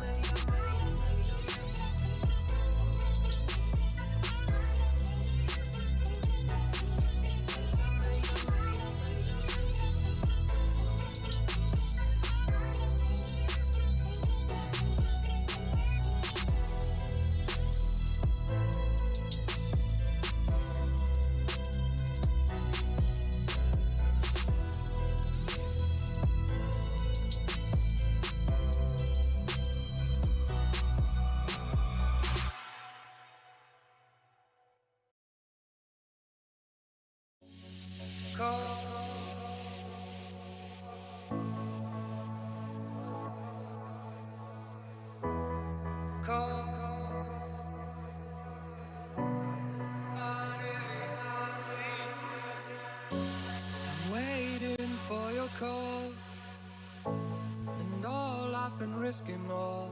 So tell me where to go, tell me where to go tonight. The cold is caving in, my patience paper thin. So tell me if it's wrong, tell me if it's wrong, alright.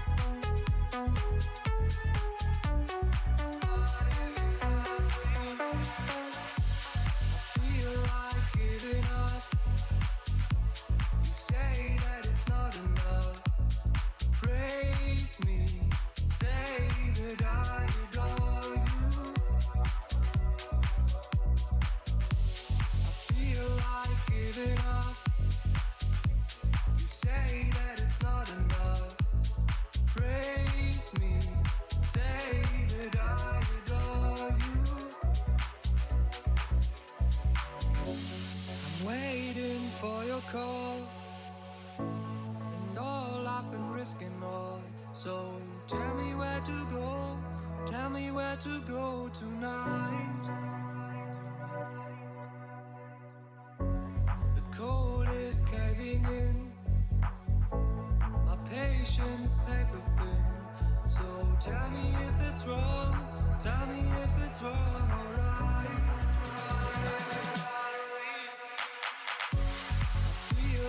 Giving up. You say that it's not enough. Praise me, say that I adore you.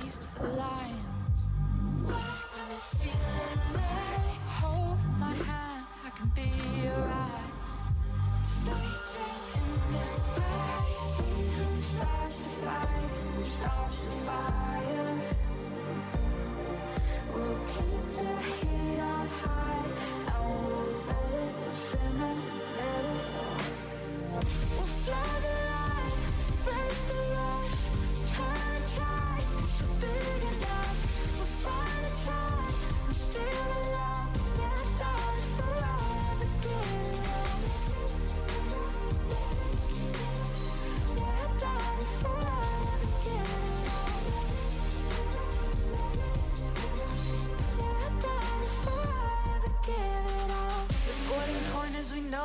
close to frozen.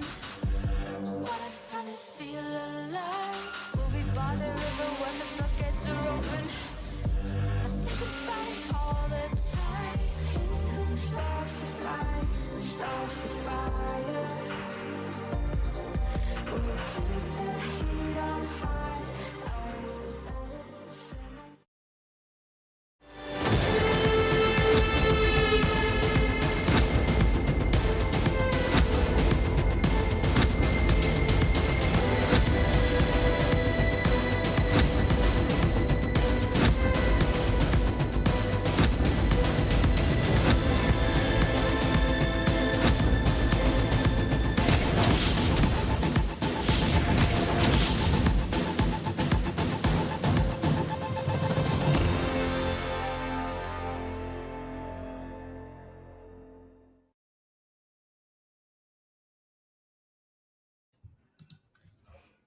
Welcome back, PCS fans, to day number 2 of PCS action.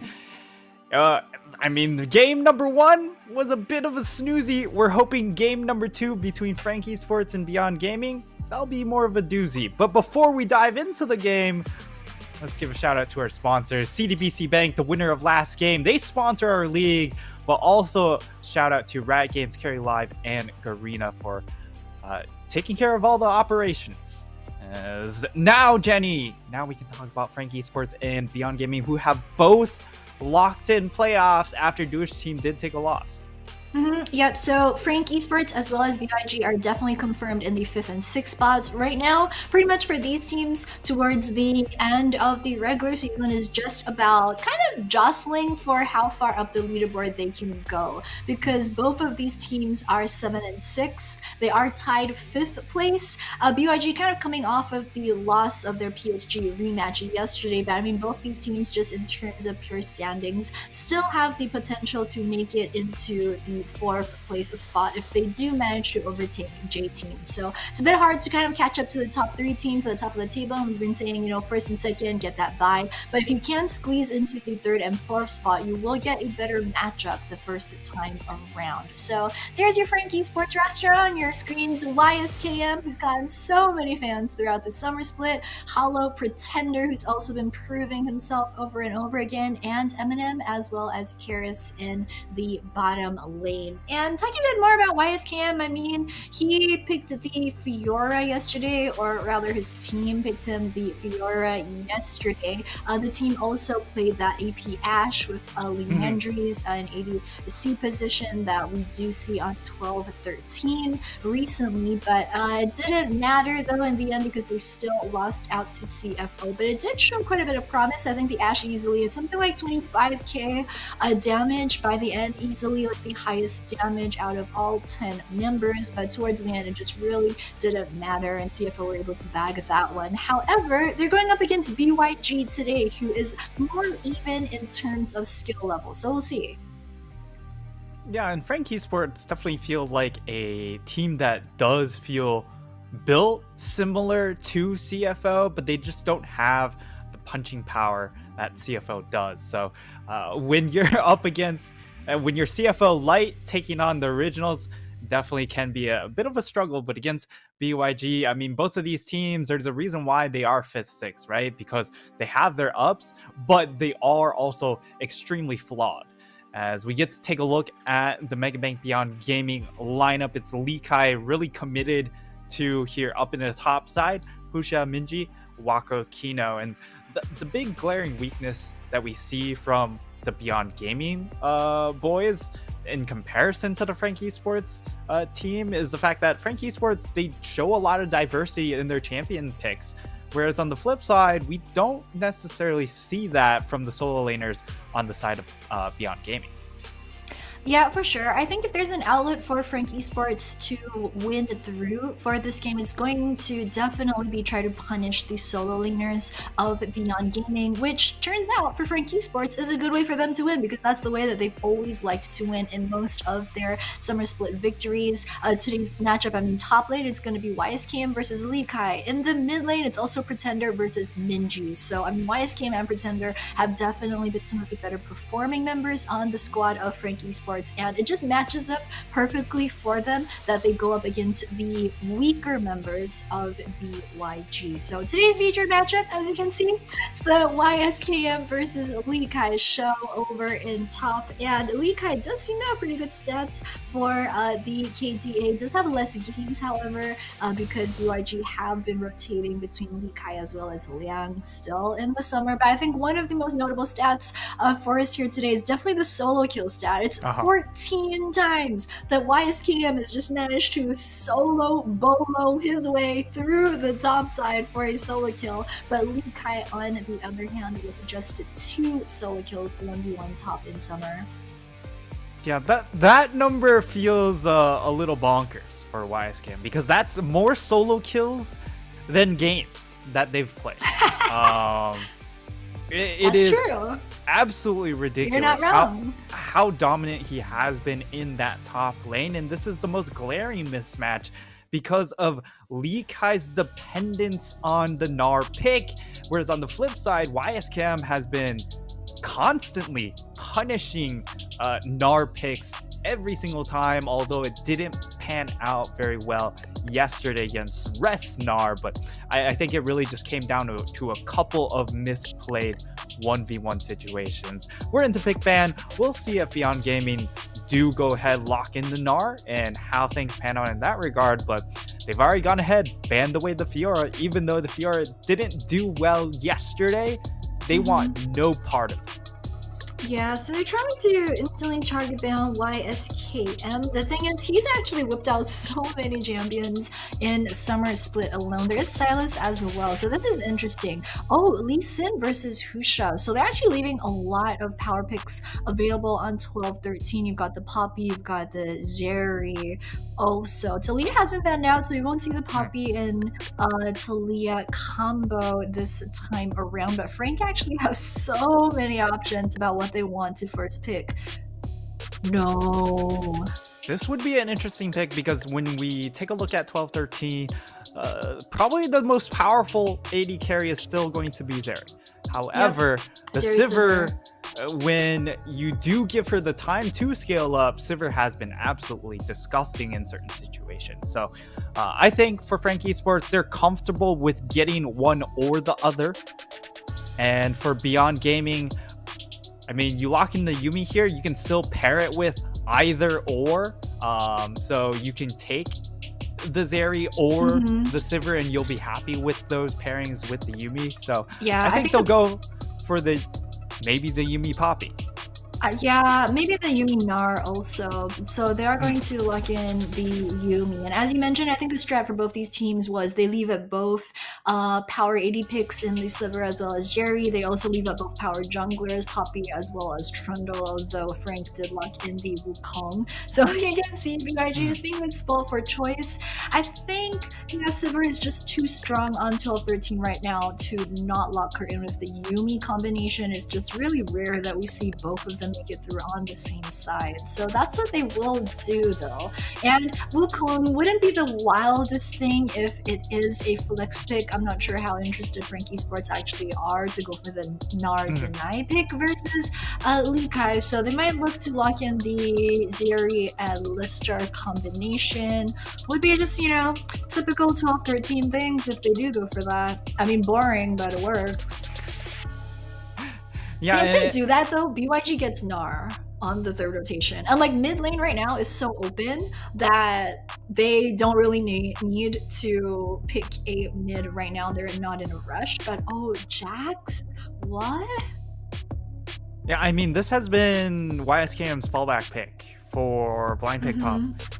He has not played the Gnar, or I don't believe he has locked in Gnar yet. He has played 0 games of Gnar, and every single time he's just played counter picks into the Gnar. So for Lee Kai, if he locks this in, he is most likely going to be in a world of hurt, as it will be perhaps an RA pick locked in for Minji. So that is probably one of his more comfort champions that are more meta-esque in this current iteration of the game. And now when we go into second phase, most likely for Beyond Gaming, just throw a couple more bans towards champs that you don't want to play into as the Ari pick, like the Lissandra, perhaps even the LeBlanc here.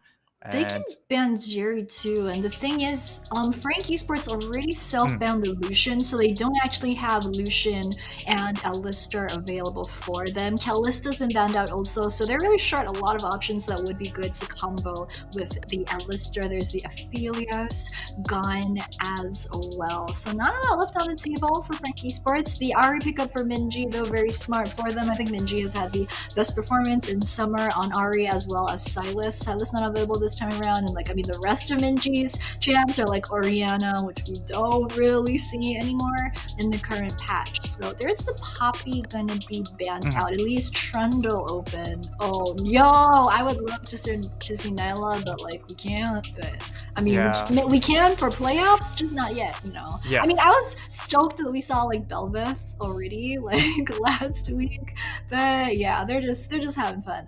Is it gonna be a talent top into the Jax? It's probably gonna be Sedge, maybe Gragas, but I mean, there's still the wow. So no Gnar, because of course you don't want to play it into YSKM. So I think Frank, we're very smart. They played this very well. They left Gnar open for Lee Kai, but then blind picked the Jax. So just pretty much not letting Lee Kai play the Gnar instead. And I just can't believe that they left the Jerry open, actually. Yeah, I mean, the fact that they go ahead ban away the Philios did leave Zeri available in the second phase, and it does get locked in here. And of course, you have the Silver Yumi, and Zeri is one of those champions that doesn't punish Silver Yumi, so it does mean that this lane will be allowed to scale. So banning away the Philios did make perhaps a little bit more sense to the side of Beyond Gaming, and it will be that last pick of the Swain for Frank Esports. So a lot of teamfight power and a lot of Wombo close range potential coming in from the squad, and it's just a matter of can Beyond Gaming keep their distance with the extra move speed coming in from Sivir and being able to disengage with that Trundle pillar, as that ends up being the last pick for Beyond Gaming. Yeah, this Swain pick up pretty good to combo with the rest of the squad. I think Swain Wukong has pretty good synergy. The Jerry Lister, of course, also strong as well. For BYG, I think they have a bit of a mixed bag in terms of draft. They have a lot of options available for them. You've got Minji, who wants to go into the side lanes and roam. You've got Husha, who should be able to put pressure on the Trundle early on. And then you've got Wako, who just wants to scale. I mean, Wako is just one of those players who's just, you give him any type of AD carry like Sivir, like Jerry, like Aphelios, where he can just hyper carry late. He's gonna be there for your team. So I'm super hyped to see how that one plays out. I think BYG managed to pick up a lot of things that work to their natural strengths, right? Ari on Minji is one of his top performing champions, that sort of thing. Even though I think the biggest weakness is probably still going to be Lee Kai up top. So we'll see how the early game plays out for that one, because I mean, Wukong, if he does focus a lot of attention up top, Lee Kai could be in a lot of trouble. Yeah, and I think this draft really worked out what Beyond Gaming wanted to do, which was allocate as much time for this Trundle to stay up towards this top half of the map, which of course also plays to Frank Esports' strength. But when you do have a Silver Yumi, this lane can scale insanely well. So headed onto the Rift, this is the 5-6 matchup here in our standings, with both of these teams locked in for playoffs, but looking for more wins to maybe overtake J-Team later on next week.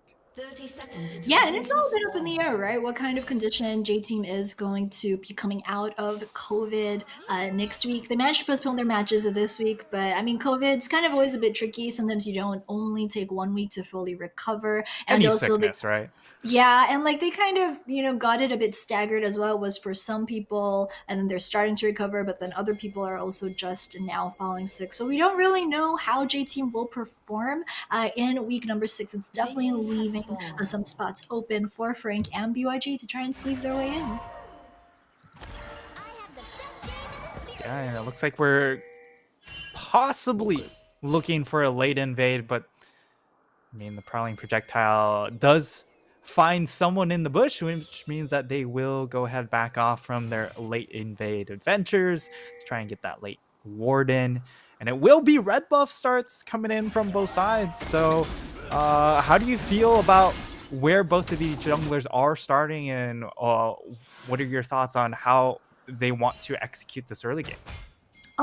So it's well, oh, yo, why is Game knew that the Sejuani was gonna be helping the Trundle over on the red side.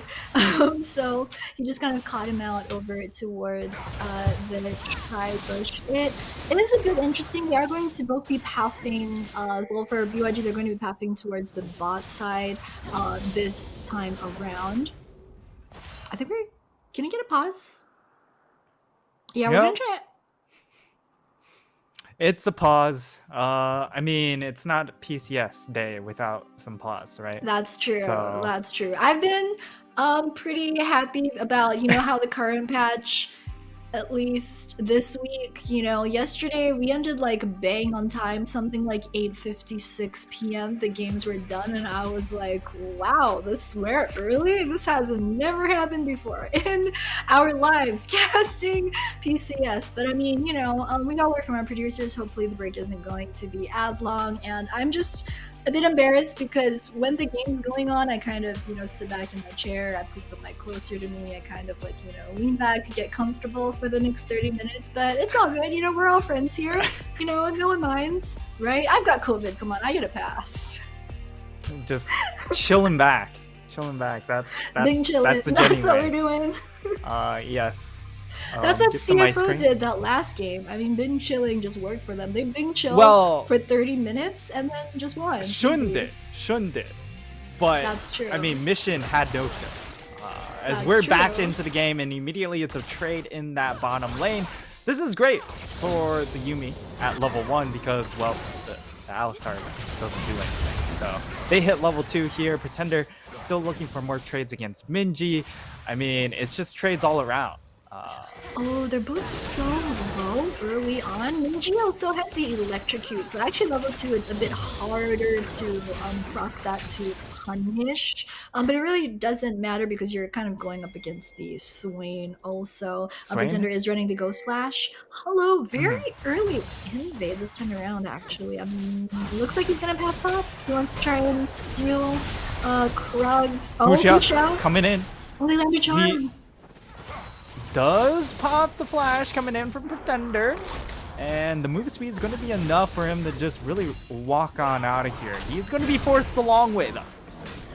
No cheat codes, no shortcuts back into the mid lane, and YSKM continues to just stack up on those grass procs every single time, as Hollow also carving out some space. But now in this bottom lane, we of course see Husha hovering around this bot side, but yeah, Kino's not attached to Wako right now. Kind of the way you want to play like the Yuumi, you want to just use your Q to go for the long range poke. That's a bit harder to dodge. I mean, Karis is on Alistar, so it does have a bit of a sustain available and heal for Eminem. But yep, so he's onto the Sivir. But meanwhile, over up top, YSKM dropping pretty low in terms of mana. Also, actually doesn't have a wave to jump back onto, and he's pretty far pushed up. So they do have Scuttle in topside river, so he does know that he's not at danger yet of being 2v1, but yikes, this is really how he wants to play it, though Husha is actually close by. That's his last pop charge too. Husha, this should be a very easy punish. Does have the ward to jump to. Will be able to walk away. Yeah, that was smart from BYG because Frank had the mid-river warded. Wako in trouble. We'll be able to stave off that first engage, and now looking to turn things on its head. And yeah, Wako just gonna Wako out of that one. But I mean, BYG, they were smart. They had Husha go through Tribush instead of River, which is why YSKM thought that he was so far pushed up. And on top of my dog board, Minji right there, another charm onto Pretender, just really trying to punish Swain's ability to roam into the side lanes, even though, I mean, they're still level 5, so still pre-6. Hollow again with the invade, getting a bunch of good vision down. Oh, Oh, he walks out of the Return of the Cube, but here comes Husha.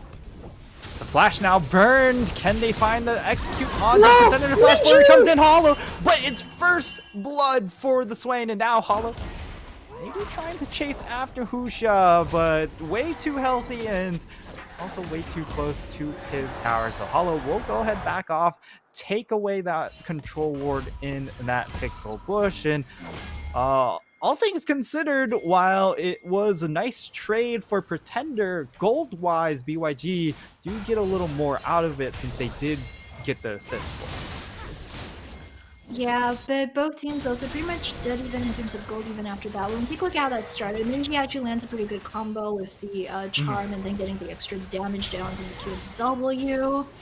Pretender is able to zone out very well. I think here is where things start to get a bit dicey. I think both of the mid laners kind of got a bit aggressive, knowing that they had, they thought they were going to be able to play this 2v1. And there's Minji does not expect Hollow to actually flash aggressively come out from the side. That actually gets taken out, but I think it was the auto attack from the Swain. So it doesn't even matter that they had backup right there either. So bit of a misplay, miscalculation, bit of over-aggression, I think, coming out from Minji. Has to level 6 this time around, so we'll have a bit more mobility, a bit more escape tools, but not a good look. Not the best look for Minji so far.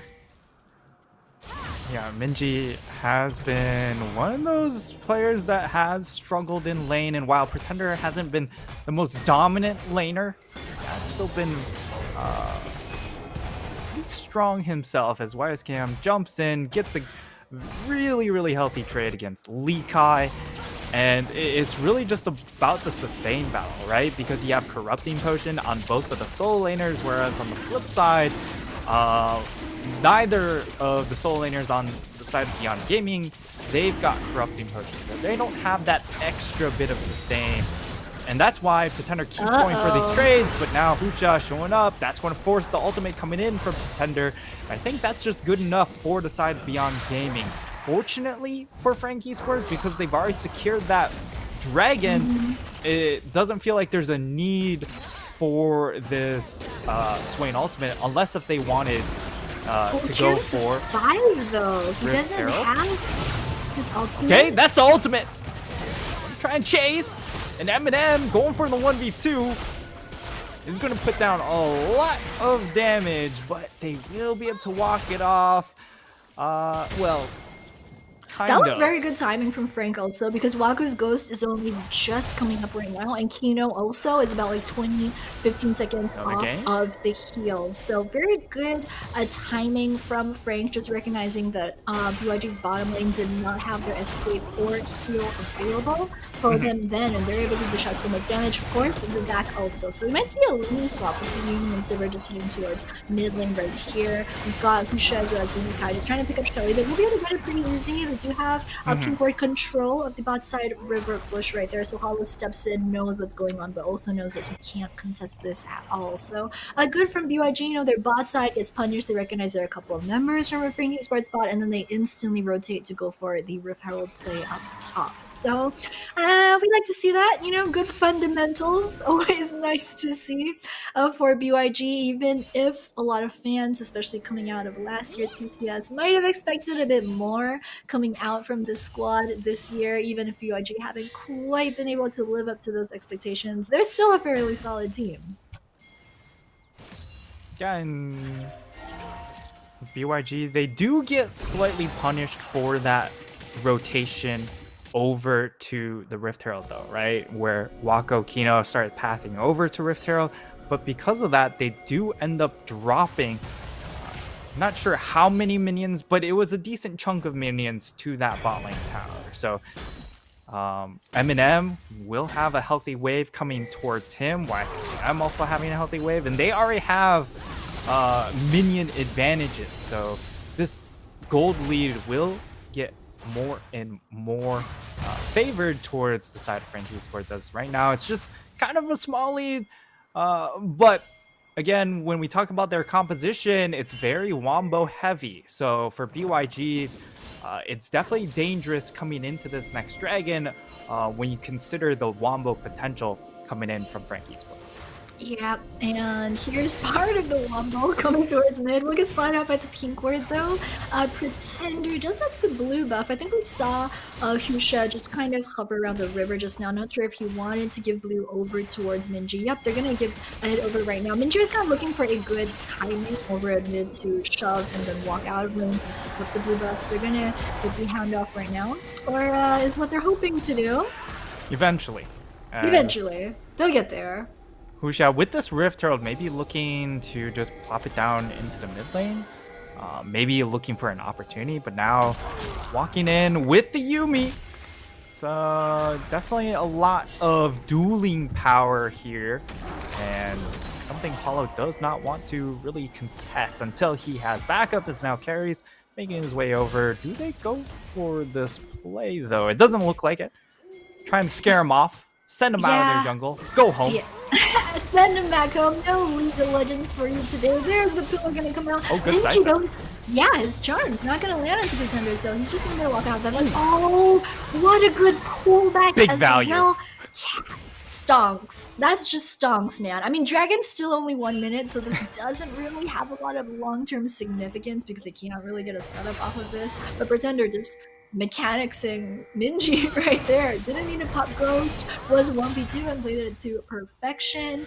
Meanwhile, top side, we haven't really seen a lot going on between Likai as well as Bias Cam. We've both been very content to just farm it out. Minji, though, taking a lot of damage from Pretender. They've got Hollow as well as Karis. Karis did show. They don't have the minions, though. So, Hollow, once again, we've seen him time and again this game try to go for the invades. This is at least his third invade under 12 minutes in this one, but just hasn't been able to convert that into any real type of impact just yet, especially on the Wukong. So, good instincts. We just, want to see something a bit more quantifiable from him. Meanwhile, Dragon is going to be up in about 5 seconds. We'll see which team gets there first.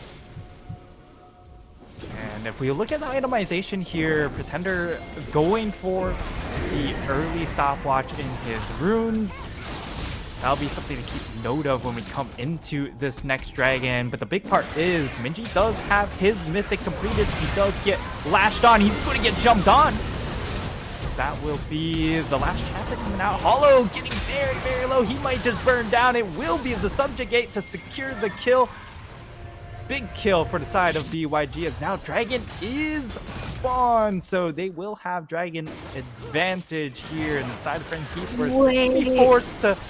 Likai, though, he used his TP to get back up top, so he's not going to go to TP to this Dragon fight, though. YSKM, however, oh my god, so they're just, yep, they can't fight it, they know that. I mean, Likai knew that he didn't really need to use TP at that point in time, but... I mean, it's also not unleashed teleport, right? So you're not going to be able to teleport straight to the fight. So even if YSKM were to make that rotation, you'd have to still walk a good ways from either the mid or the bot tower to actually make it to the fight. So, and not to mention like Frankie's where it's no smite available, right? So they're forced to back off as we get to see the replay of how this goes down. Charge goes through.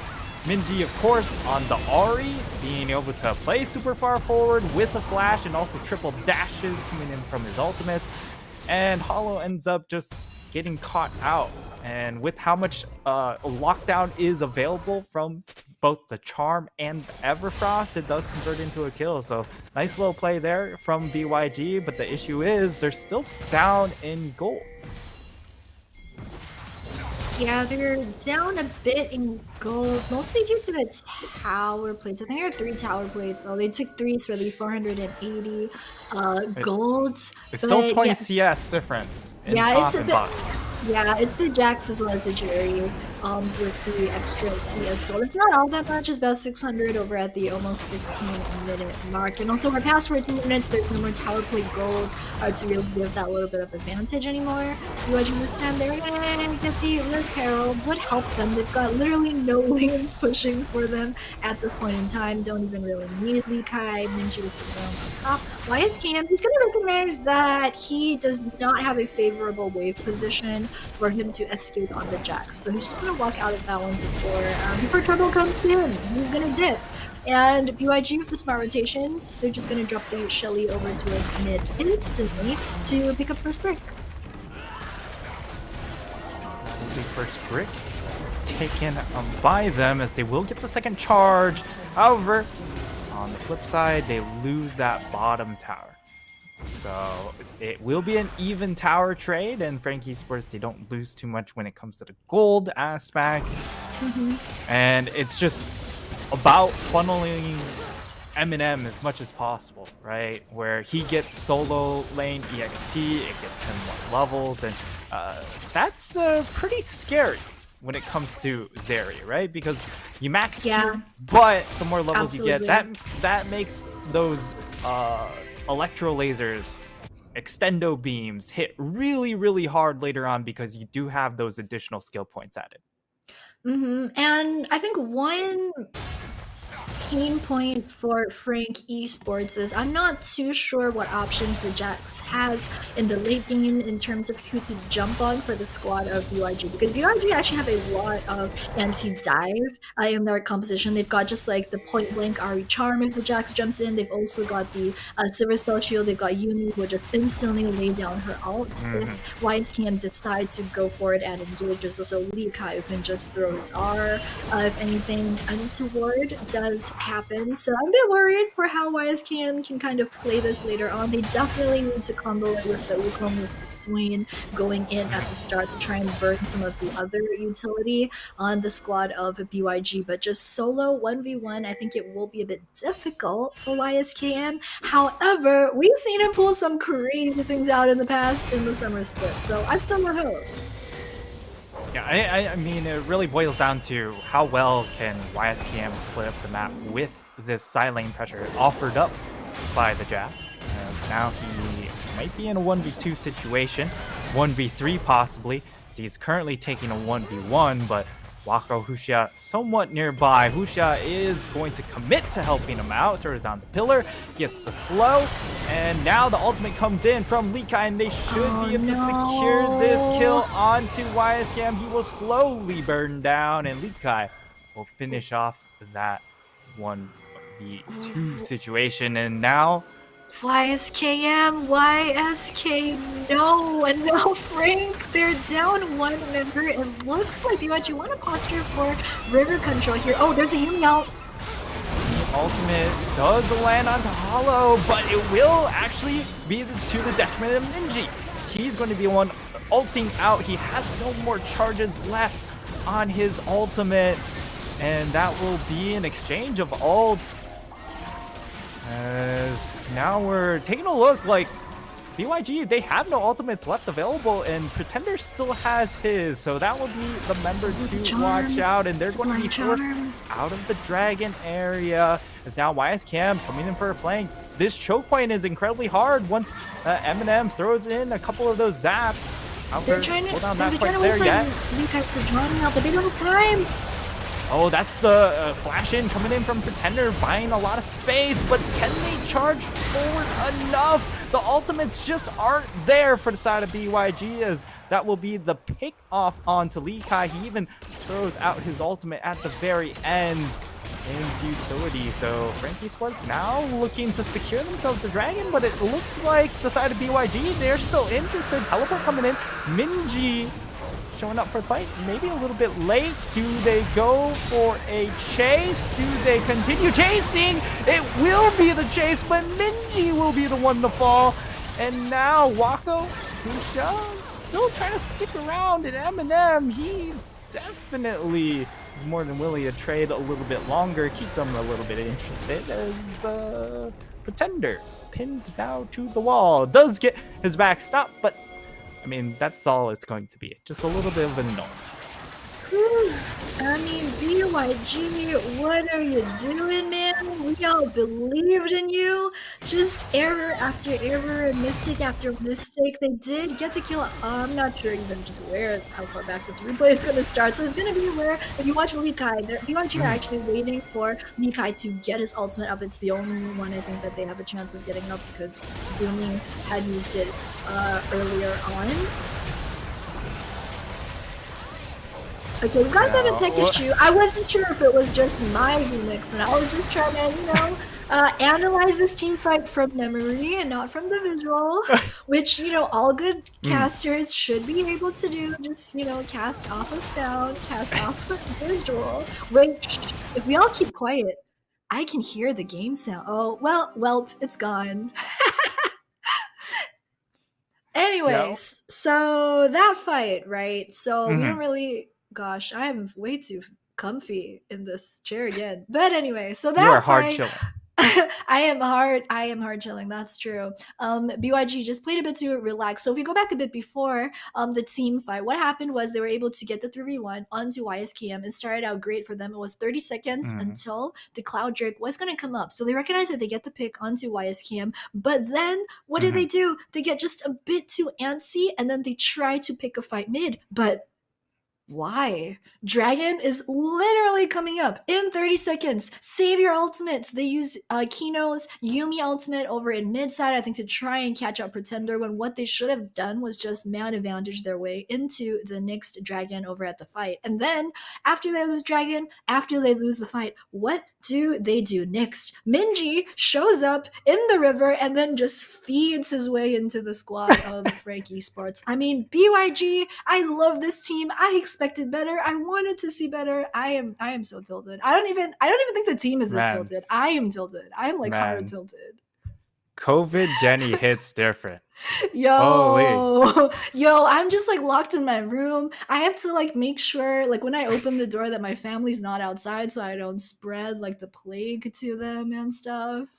Yeah, Healthy Jenny I'm is so going. chill. I know, But right? COVID Jenny, like, Healthy Jenny's just Fists ASMRing out. her way, Fists out. just being like, I love every team, I love PCS, we're such a tight-knit community. COVID Jenny's just like, what are they doing and why? Oh let my me at God. him. Fists out. Fight me. Sub me in, coach. Yeah. I'll sneeze on him. I would have to agree. Minji in the past couple games has not really performed up to the level that we would expect from a BYG mid laner. And that fight really exemplified, right? Because they had the man advantage. I can understand why you want to get another pick, right? Because you do have the Ahri ultimate. You do have the Yumi ultimate. But the fact that Minji ends up expending all three of his charges, and it doesn't result in a pick, really hit them hard. And that bit him pretty hard, especially when he teleports without his ultimate back up, right? All he's there is just a vehicle for Yumi to sit on, and then he gets caught out. That's the thing with the instantly Yumi, dies. right? Because Yumi in general as a champ, like what she does, if your teammates are maybe not the best at decision making, is she just gets onto one of her teammates, enables them to run it down even faster, and like I just don't understand. I mean, I'm not sure if we will eventually see the replay of that one. What happened? Minji, I think he gets caught out by the Swain, and then he panic presses E, literally like in between three people. There's like two people here, there's one person here, he charms like this way, hits nothing, and then he just gets jumped on and dies. And Jenny, he's playing soccer. He's playing soccer. Oh my god. You know, you shoot between the goalposts. Holy cow, is that what I need to start telling my team whenever I miss skill shots? Yeah, you're just playing a different game.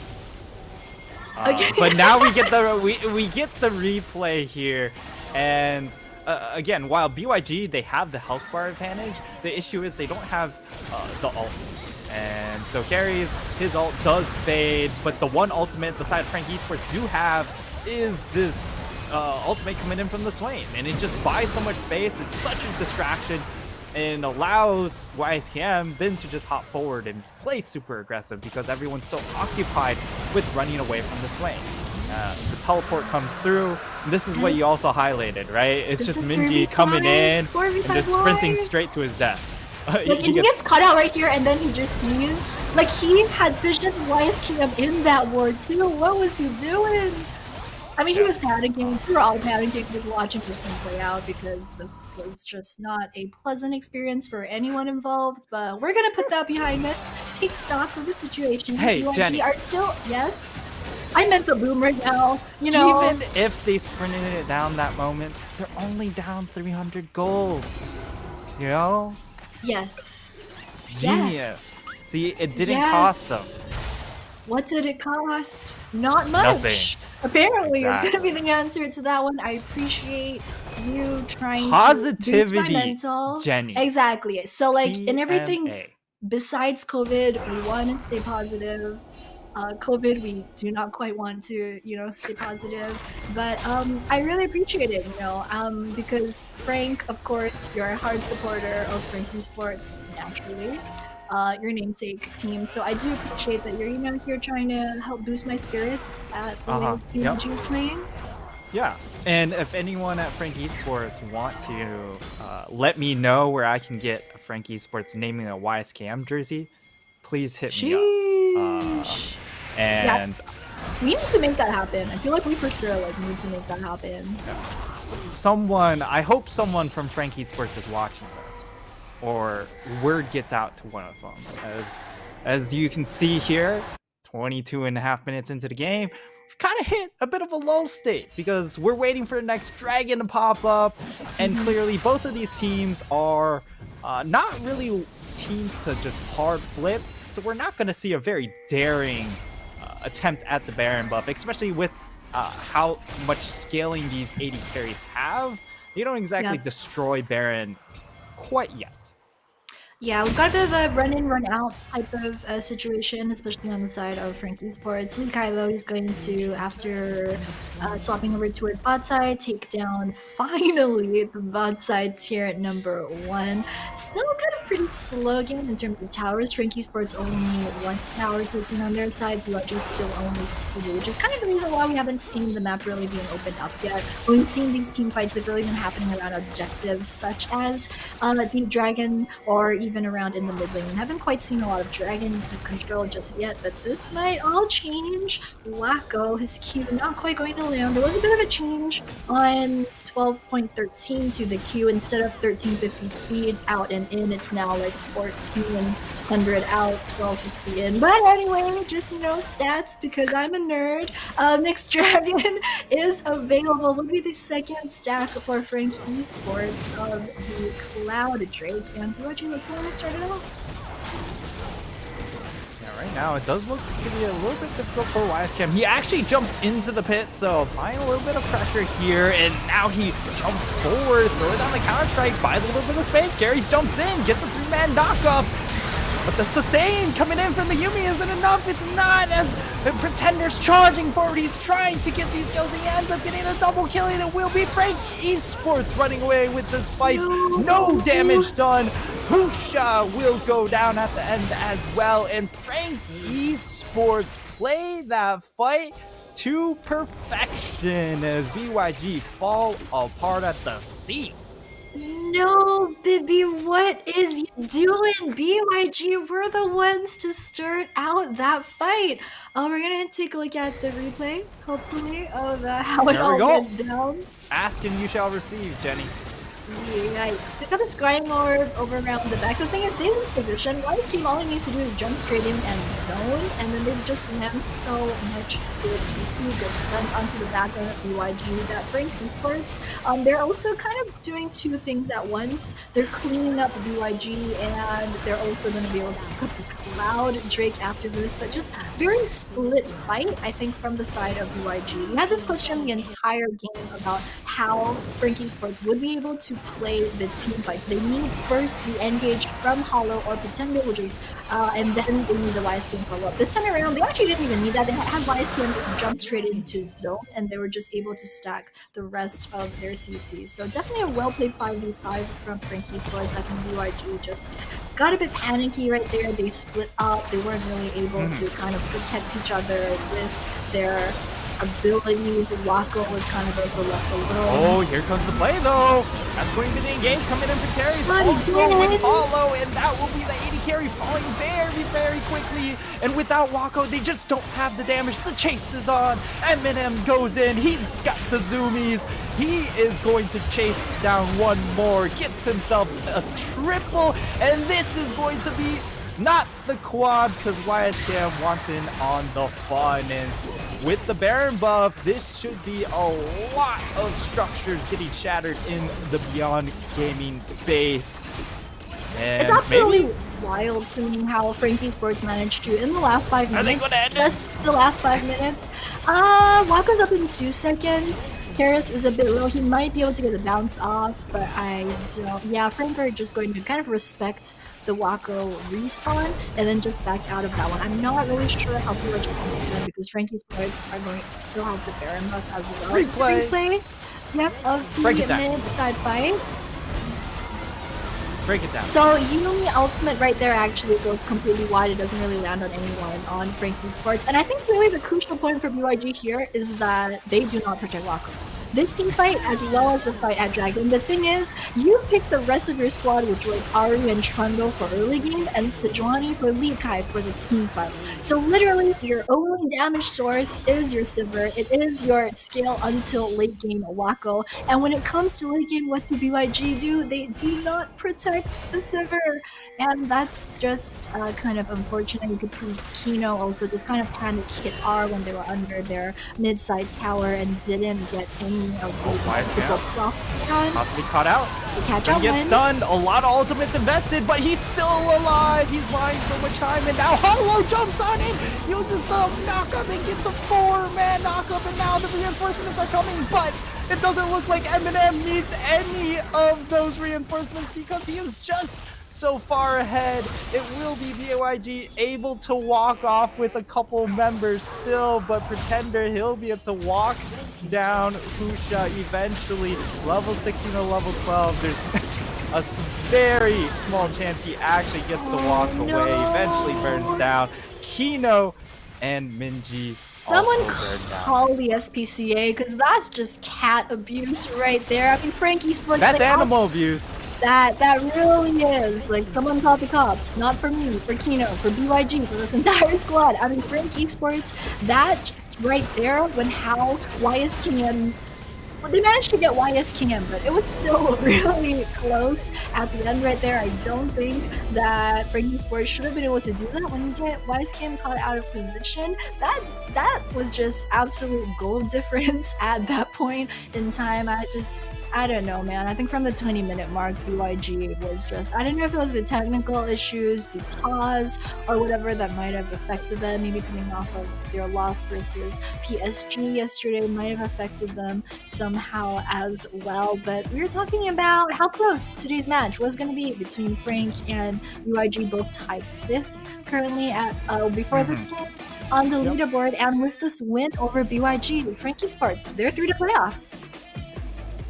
I mean, both of these teams were going to be through the playoffs, but now Frankie Sports have a game up on them, and what really is the consequence of this this victory is the fact that Frankie Sports, they're going to be able to close the gap onto J-Team, whereas the side of BYG, they will continue to be really stuck in this 6th position. And while it doesn't look like there's going to be much competition below them to actually lose that 6th spot, it does mean they will be most likely playing against the 3rd seed, which would be either DCG or CFO, which is, you know, either way, you do not want to play one of those teams.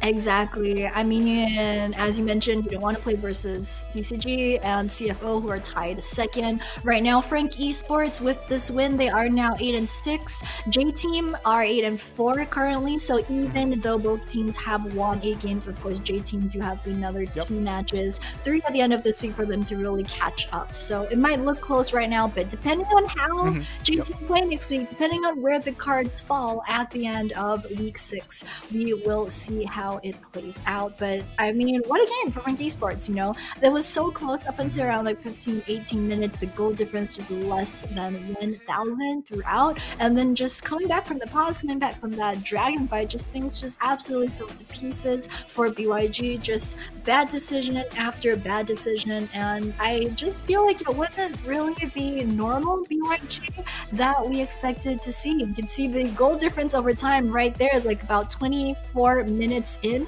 The gold was kept so even as well. It's just BYG falling apart where it counted. Yeah, it really just boiled down to that one fight, because after that fight, the side of Frank Esports, they go ahead, take the Baron, and BYG, they get themselves a dragon, but it's only a cloud dragon.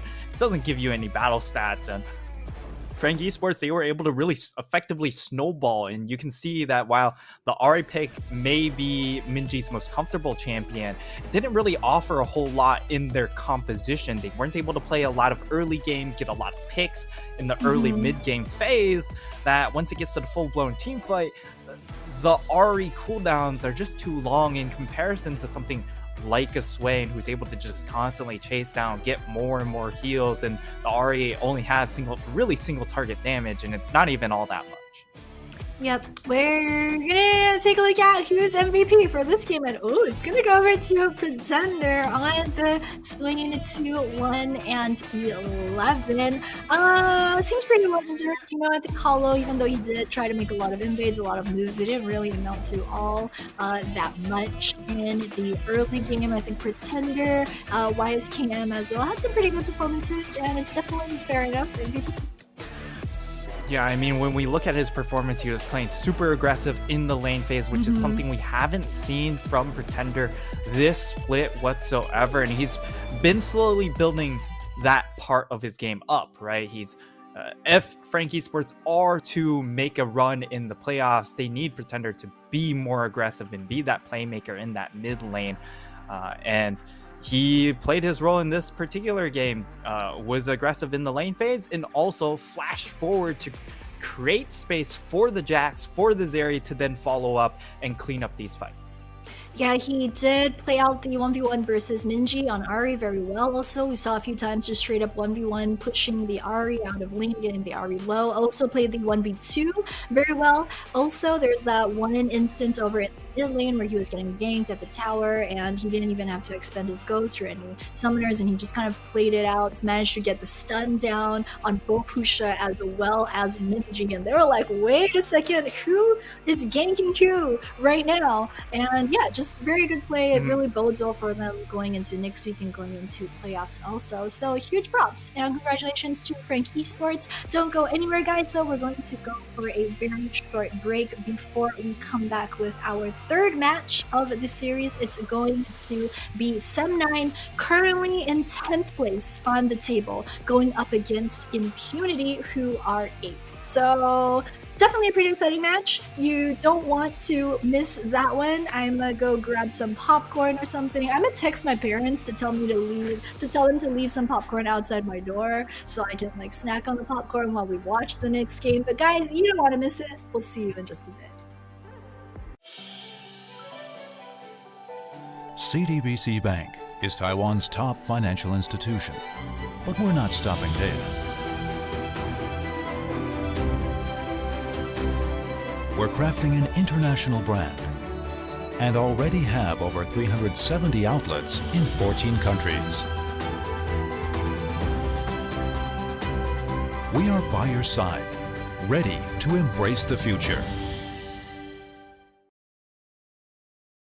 Try to take you through to the end and love you till the end of time. You always get what you want, that I won't stop fighting till you understand, that I'll love you till the end of time.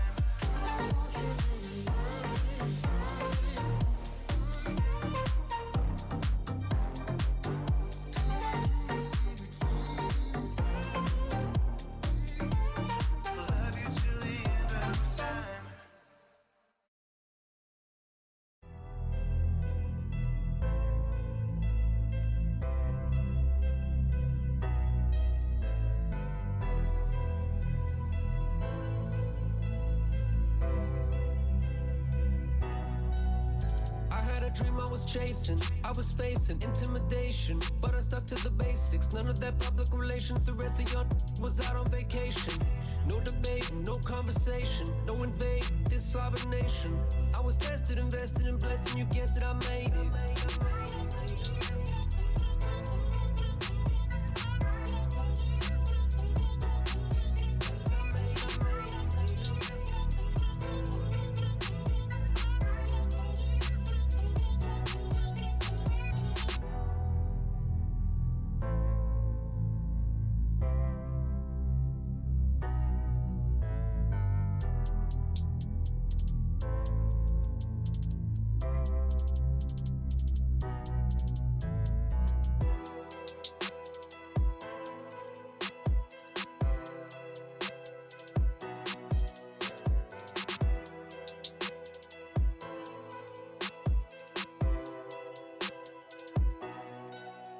I had a dream I was chasing, I was facing intimidation, but I stuck to the basics. None of that public relations. The rest of y'all was out on vacation.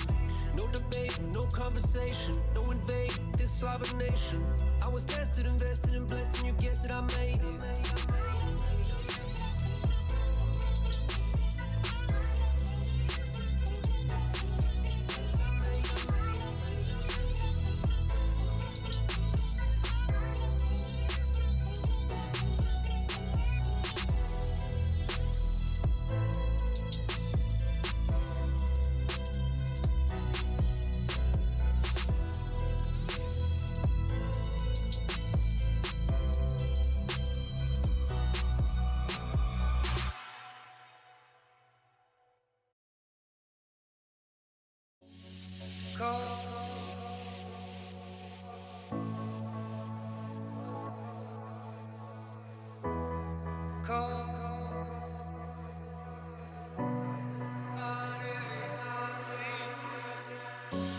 I'm waiting for your call, and all I've been risking all. So tell me where to go, tell me where to go tonight.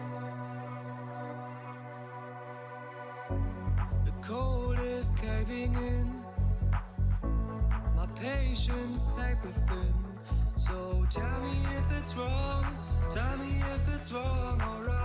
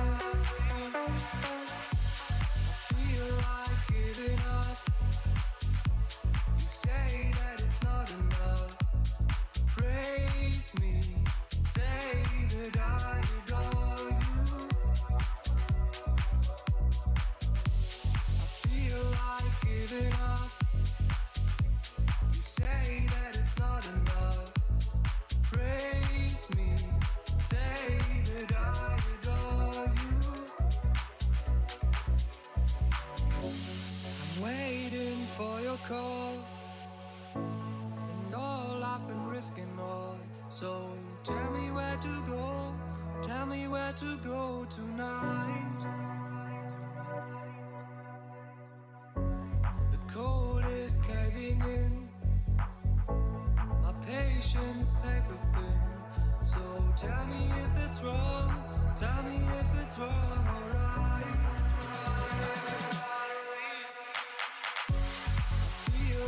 Giving up. You say that it's not enough. Praise me, say that I adore you.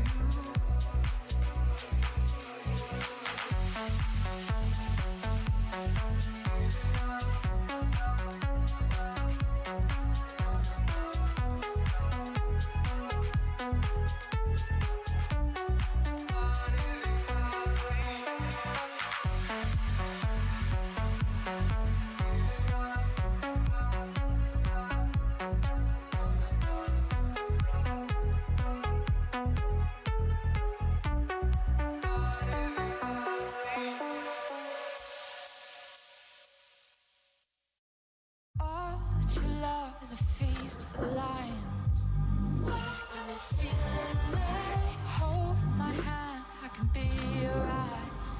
It's a fairy tale in disguise.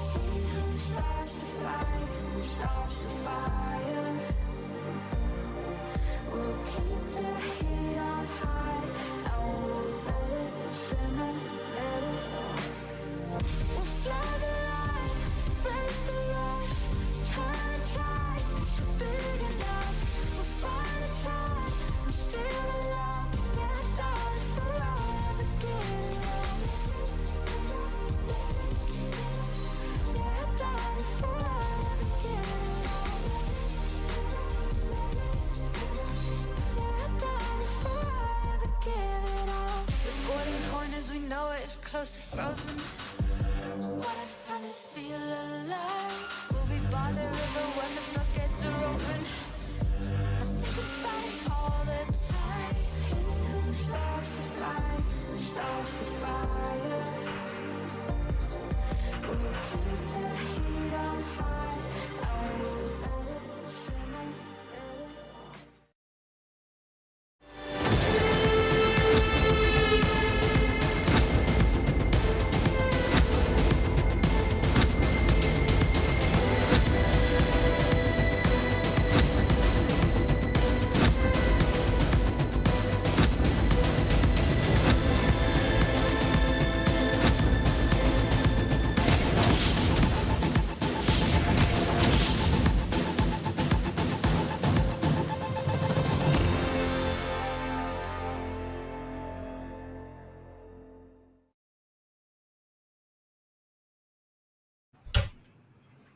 Welcome back to the PCS. It is day number 2, game number 3. And of course, before we dive into it, thank you our sponsors at CDBC Bank and our organizers at Riot Games, Carry Live Co, and Garena. Now, our next matchup is going to be interesting. It's going to be our 8th seed, current 8th seed in Impunity, taking on a current 10th seed in Sub 9, as Sub 9 look to keep their playoff hopes alive, Jenny. Yeah, this is definitely do or die for Sim 9 at this point. They are 1-12 right now. They are currently last place in the table. They need to win this one to keep their playoff dreams still up. And this is going to be one of the better remaining matchups for them because they've only got 5 games left. So they've got today, tomorrow, and then 3 next week. And they really need to try and pick up wins where they can. They're going to need at least like 2 or 3 wins out of the next 5 games. And definitely this match versus IMP is one of their best chances to pick up that win. So they're do or die right now. Yeah, only 5 games left, and they need at least 3 to get into a tie-break situation, and 4 to really make a case, and that's going to be difficult when you look at their remaining schedule. It's not like they have freebies all across the board, because any of the top 6 is going to be very difficult, but they have made some interesting changes to the lineup, as we will see Lazar make his glorious return into the lineup, and it will be Shiododo and Ashin in that bot lane. Caspial moving back into the pick ban role that we saw him at the beginning of the split. Yeah, I mean, Sun 9, they're actually, interestingly enough, the only team to make any type of roster change from day 1 yesterday into day 2 today. I mean, Sun 9, we've called this team the musical chairs of the PCS. They're just kind of always switching around the positions. The thing is, in week 5 of the PCS, is this really still where you want to be making all these last-minute swaps? But regardless, it is Lazar, Siadoda, and a Sing over for mid-bottom support. I think they did try out Caspial last week in support. It did not quite work out for them, so he's back in the BP spot this time around. But you know, we're not too sold on Asing in support either. I think that Sem9, while they might have a lot of players on their roster, it doesn't necessarily mean that they have a lot of good options, you know?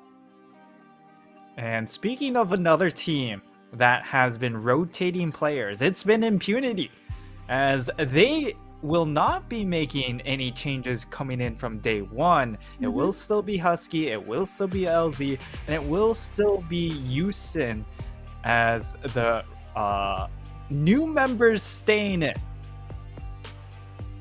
Yeah, this is the pick for the future Zoomer kind of lineup that they're going for, which is a bit baffling just because we're coming onto the tail end of these summer playoffs. I think that their more veteran members might perform better. However, the ceiling seems to be higher for this current roster that they are fielding today. It's just that in week 5, we're not really sure if they'll have the time to really get this together. I think if IMP had wanted to go for this squad in particular, then maybe they should have tried to have more confidence in them from a few weeks ago. Not sure if it's a bit late, but we are going to see the head-to-head today. It's going to be No Name versus Jackpot over in the top side, and already just pretty diverse champion pool. We've got No Name for playing with Kale from the earlier weeks of PCS this summer, and then you've got Gwen, who's super strong on this patch, as well as Sejuani for Jackpot, and both of them picking the Jacks. So I don't think there's all that much to say about this top side. You know, of course, IMP, they had ICU in week 1 and week 2, and then they just suddenly released ICU from the roster to field Jackpot. Essentially, he has only had about 2 weeks or so playing and scrimming with this team, so a bit of a lackluster performance, I want to say, from both of these top laners. Yeah, I will say for No Name, he has been the player that has kept his team somewhat upright here, and maybe, just maybe, in this particular game, we get to see the Darius, his famous Darius, come out that's been really banned out the entirety of this split. It is available through the first phase, but I don't think Darius is going to be a first phase pick, and it will be instead, it's going to be the Philios, as they've thrown 3 bans at that bottom lane and lock in the next best option. Yeah, so they will go for the Aphelios. There are a couple of like second tier options available versus the Aphelios. Of course, Lucian is available. There's a Lucian Nami. There's a Listar also, even though Impunity have banned out the Yumi. But they will go for the Silas. Probably going to look to like in a jungler. Won't be popular Trundle this time around though. Will be the Wukong. Does have pretty good combo. I think with Silas, we'll have to see what the rest of the Sub9 roster looks like before we can really kind of say whether or not Silas is going to be useful in terms of his ultimate, but it looks to be a pretty solid pickup this time around. They know that they're not in a rush to pick up the ADC right now, just because there have been so many bans, and I feel this Lulu will be actually really tough for MP to deal with, especially without Yumi, so that's going to be difficult. I think even if they do run like a Lucian Nami or like Ezreal, they're going to be pretty powered out versus Aphelios and Lulu, so I'm not sure what MP have left. I would fully expect either an Ezreal pick or the Jinx locked in coming in from Impunity, and for Sem9 they go ahead, lock in the Trundle, so providing that little bit of early game here. And for Impunity, I mean, it's really about a lot of this brawly style. You've got the Wukong locked in, you've got the Silas locked in, and Lazar's champion pool is a lot of these more control mage style champions. He doesn't really pack that extra fighter category that some of these other mid laners might have, so Husky having the Silas pick might offer a lot of tempo when it comes to some of these early skirmishes. But in Impunity, they go ahead, lock in the Jinx. This was a classic counter pick way back when it was the Philios Jinx meta, and we've made a bit of a return to that meta.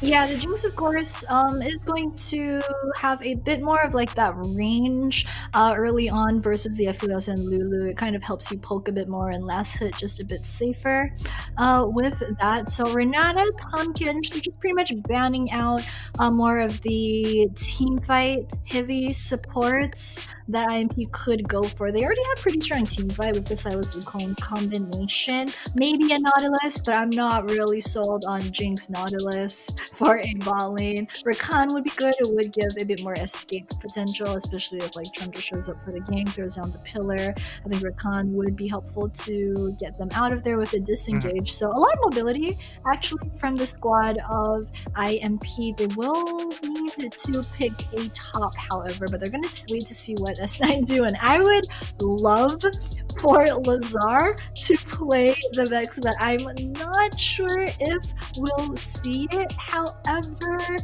it is pretty safe actually. Oh, it is gonna be a lock-in. So Vex likely versus Silas over in the mid lane. It's actually not too bad for Vex. Vex, essentially the way that she wants to play around in lane is she needs to combi with her ultimate. She needs to in team fights, the fear is a bit more important, but just 1v1. As she just lands her combi, she walks out because everything is pretty much like 10, 12, 15 seconds cooldown for that one. So as long as Lazar can kind of position safely, it shouldn't go too bad for him. But it's an interesting one that we haven't seen in a long time. So once again, the blind pick Jax, and oh, it's gonna be the Fiora into that for Jackpot. Wow, last pick Fiora coming in for Jackpot. They save counter pick, and he comes up with the goods. We'll see how well, of course, it does once we get into the game. But as things stand, I feel like a lot of this composition really boils down to how Lazar does on this Vex pick, which we have not seen this split. I think we've gotten one game of it, and it did not do well. So, early signs of it, not good. But against a close range composition that Impunity do have, if somehow you're able to land the Shadow Rush onto Jinx, delete her off the map, then the rest of the fight does become a lot easier for Aphelios. Yeah, Vex was in kind of a weird position where she was super strong in the few months in between MSI leading up to summer. So it was around the period where Vex was strong, Corki was super strong in solo queue, and people in Korea were just figuring out that Swain was just absolutely dominating over in solo queue. And then once summer started, like Vex just kind of fizzled out a bit. So a bit of a unfortunate, I think, turn of events for the Vex fans out there, but we will see how this happens this time around. I think in combination with the rest of the Sem 9 roster, however, because they have a bunch of dive, right? So they've got Trundle, they've got Jax, which are going to combo pretty well in any type of dive instance, and then Vex, depending on how you play the fear, also can be used for engage or disengage. So I'm not sure how much Sem 9 has practiced Jax and Vex together, but it is actually a bit tricky to pull that one off. So we'll see if it's something that they've practiced in scrims lately or not, because as we mentioned, this is a super crucial match coming in for Sem 9 today. Yeah, and taking a look at these compositions, Jenny, though, which composition do you favor? Ooh, that's tough. I actually like IMP's composition if we don't look at top lane. If we just ignore the Fiora for Jackpot, they've got a great comp. They've got Jinx and Rakan, solid bot lane, does a lot to enable LZ, and then Wukong Silas is great also, and Mesh as well with the Jinx. It's just the only thing that I'm afraid of is going to be Jackpot over on the top side, because depending on how good or bad Fiora does, I think that is really going to dictate the pace of the mid game. Mm-hmm. Yeah, and thankfully, both of these top laners will be mostly focused on the 1v1. So when it comes to full team fight contributions, both of these top laners not exactly the best team fighter when only holding even. Of course, when if they get super far ahead, that definitely changes the calculus there. But down in this bottom lane, I think this is also really interesting because it's going to be Ashin on the Lulu pick. So this is a pick that wants to get a lot done in the lane phase against something like a Rakan. But the big thing is Ashin has struggled a little bit when it comes to just rotating. He's been caught out a number of times, which is why when he first came in, I was just like, just put the brother onto a Yumi.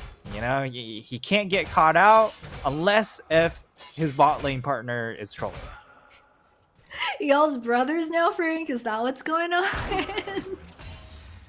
Yeah, pretty much. Yeah, well, I mean, they have to get along somehow, right? I mean, I've also seen you play League, so I mean, if that was what you meant, you know, I can see it. I can see it. You and Ashin, just same hive mind, one brain cell. Yes, that's me. But, I mean, yeah.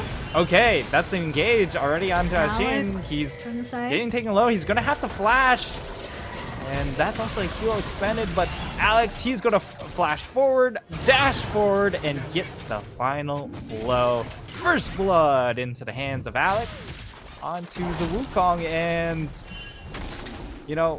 I was talking about, hey, Ashin, he's been caught out a lot after the lane phase.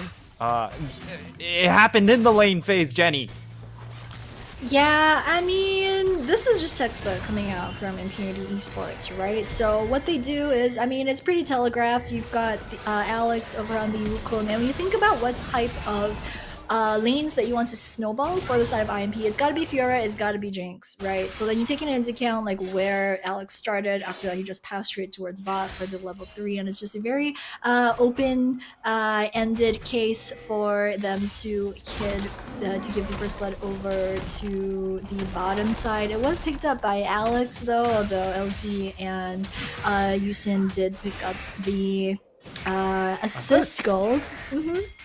So they will have that one in their pockets. It also helps to delay just the Aphelios' scale later on. It's always good to, give the Jinx a whole bunch of kills, and then when you take into account the lane counterpart, it gets doubly better for the side of IMP. And I mean, they do have Sylas in mid, so they have like a couple of options in terms of which lane they want to turn into like the lane bully type of lane. But oh, no name jumping on a Jackpot. Jackpot's got the parry though. Oh, no name plays that so trade close. really, really well. Jackpot held on to the flash, so would have been able to make it out still. Oh, good root coming down. It's the return gank from Alex. Still level 3. Is just focusing a lot of attention over towards the bot side instead of in his own jungle. You can see he didn't actually clear ground for Wolves right there. He just kind of pathed straight towards bot, got the kill, based, and then hid back into the lane. So he needs to kind of make more happen, I think, if he wants to not fall a bit behind to get the first blood. Trundle does have the Sheen now, however, and they're even in terms of levels. It's just gonna be supporter combat in the bot side. As seeing the way you kind of want to play the Lulu as poke is you want to EQ the combo, so you want to get the shield onto someone who's positioned a bit further up from you, and that will really help to extend your Q range. However, that combo does end up taking a lot of mana during the lane phase, especially as that support Lulu. But I mean, just straight up 1v1, she's got the picks extra damage for her AAs as well as the Q. So well played for that one. Yeah, of course, in a 1v1 against Yusin, you are going to win that trade out. But it doesn't matter. Yusin, he was looking for the recall anyway, so taking a bunch of damage doesn't matter too much for him, as he will now go into that bot pixel, remove that ward, make his way down to that bottom lane. And right now, Impunity feeling pretty comfortable with this bot lane, with the Jinx being able to alleviate some of the early pressure that can come out from Aphelios. Lulu does allow Jinx to then hit those scaling spikes where she does outrange the Aphelios and can run away with these team fights. And now, I mean, over in this top side, nothing really happening, right? It's just kind of farming things out here, but No Name has been pretty patient. When it comes to this Jax Fiora 1v1, it's about the timing of the riposte versus something like the Counter-Strike. And the thing with the Counter-Strike is that you do control the timing of your Counter-Strike, whereas Jackpot, he does kind of have to predict when the Counter-Strike actually gets triggered and use the riposte at the right time. Yeah, it definitely comes down to the skills, the timing for both these top laners, and they are the featured matchup for the System versus IMP game. So we'll see which one comes out on top at the end of this one. And oh, there's No Name jumping in first.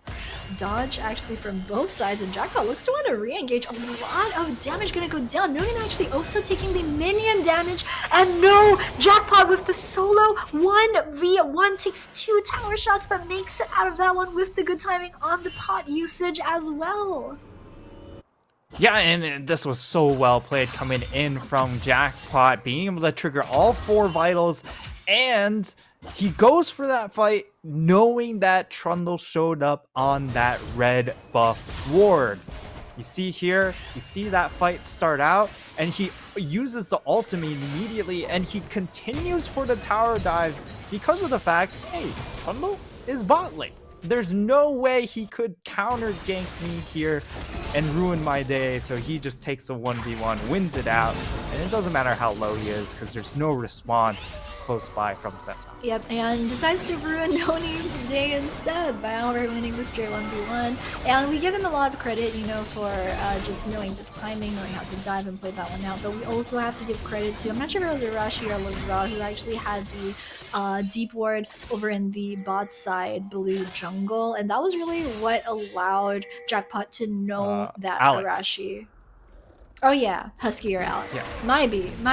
Yeah. To know that Arashi wasn't around to be able to come in for the 2v1. So he got the confidence from that extra vision boost, but Arashi this time looks to be trying to solo out Herald. This is a bit risky though. He's gonna be actually take it very slow as the Trundle. Yeah, he knows he can't 1v3 right here. Just gonna pop down the ground right there, get very slow down onto IMP. Pillar coming out. Good pillar coming in. But Yusin, of course, he is that.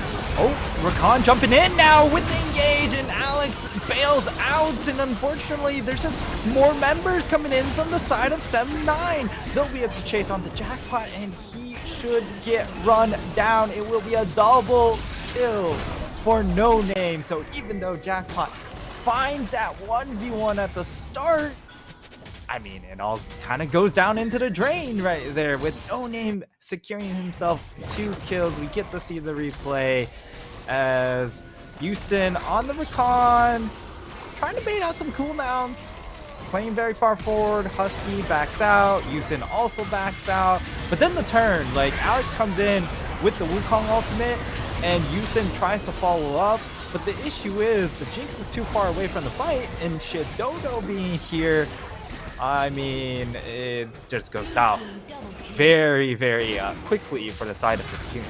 Yeah, a bit of a lack of damage in the early game, I think, for the squad of IMP also, but they are going to be able to take what they can. They do pick up the first dragon of the game at 10 minutes in, so it's going to be a fairly early start in terms of stacking those dragons this time around. Goal difference, as you can see on the graph over on your screens, just very back and forth, very swingy here and there. We're still about 10.5 minutes in, so it's a bit early to tell at this point, but very scrappy game from both of these squads. Yeah, and it's really nice that the first team fight goes in favor of Sem9 because of the composition they have crafted up with Lazar on the Vex. Bit more of an assassin-y sort of champion. Wants to hit the mid-game running, and of course this Philios pick, which does get outranged later on by the Jinx. So getting that first fight win, really, really nice. And of course the double kill on No Name does help shift power into his hands for the time being. Of course, Fiora does become just too much of a menace later on, and it will be an outscaling matchup at that point for Fiora. But at this point in time, if you're able to hit the Mythic Power Spike faster, No Name will definitely have an advantage in that regard. Yeah, he's definitely happy to just scale earlier as the Jacks. They don't know that Alex is here. They're in the fog of war. Oh, he takes the bait. That's the ultimate. No Name get out. Will be able to land the stun, but the CC is there. He does get the jump out, but it's not enough. Down in this bottom lane, it's a 2v2 fight. Shidodo, he has the mana though, throws out the Inferno Moonlight Vigil and does get a lot of splash damage, but unfortunately not enough to continue chasing in that instance. Now Arashi trying to defend this tower.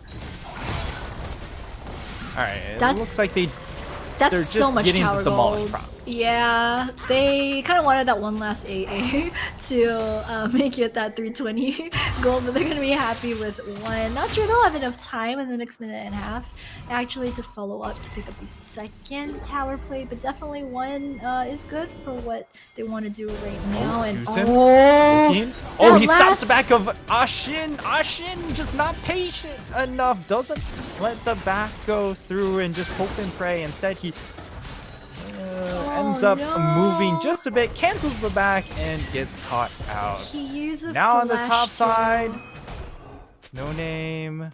All right, nothing to see here. Yeah, Ashin flashing in that instance makes matters even worse. He is so vulnerable on this Lulu, and we've seen him get caught out a number of times before, and I feel like we're about to see a very bad story replay over and over again. Yeah, it might just be tragedy unfolding in front of our eyes once again. Just so much attention from both of these squads top side. So Arashi is showing, so Jackpot knows what's up. He's just gonna back off, and Shelly should be able to pick up 2 charges at least for this one. I'm not sure if Fiora wants to try and contest. They do have Lazar as well as 4 Ashin. people top. 4 people now top lane. Jackpot needs to make a decision, and he will get teleport assistance coming in. Also has Alex. They will be able to hold onto this tower, but they do lose a lot of plates, a lot of resources expended up in that top side from both teams. But because of the man advantage up top side for Sem9, it does mean that they are at a man disadvantage down in that bottom lane. And Jinx, you know, I don't.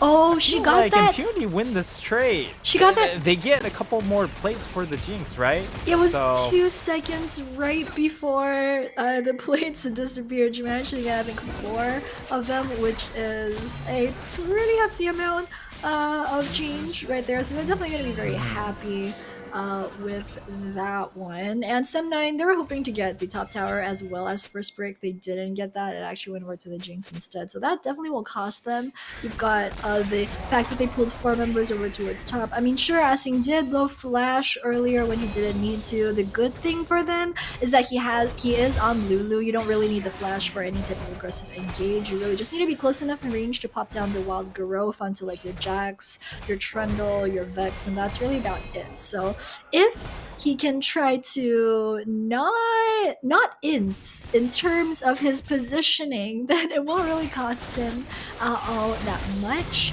Meanwhile, we do have LZ and Yusin swapping over to the mid lane.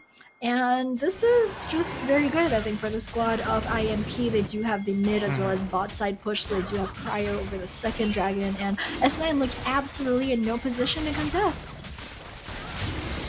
yeah, they're definitely not in the spot to contest that dragon.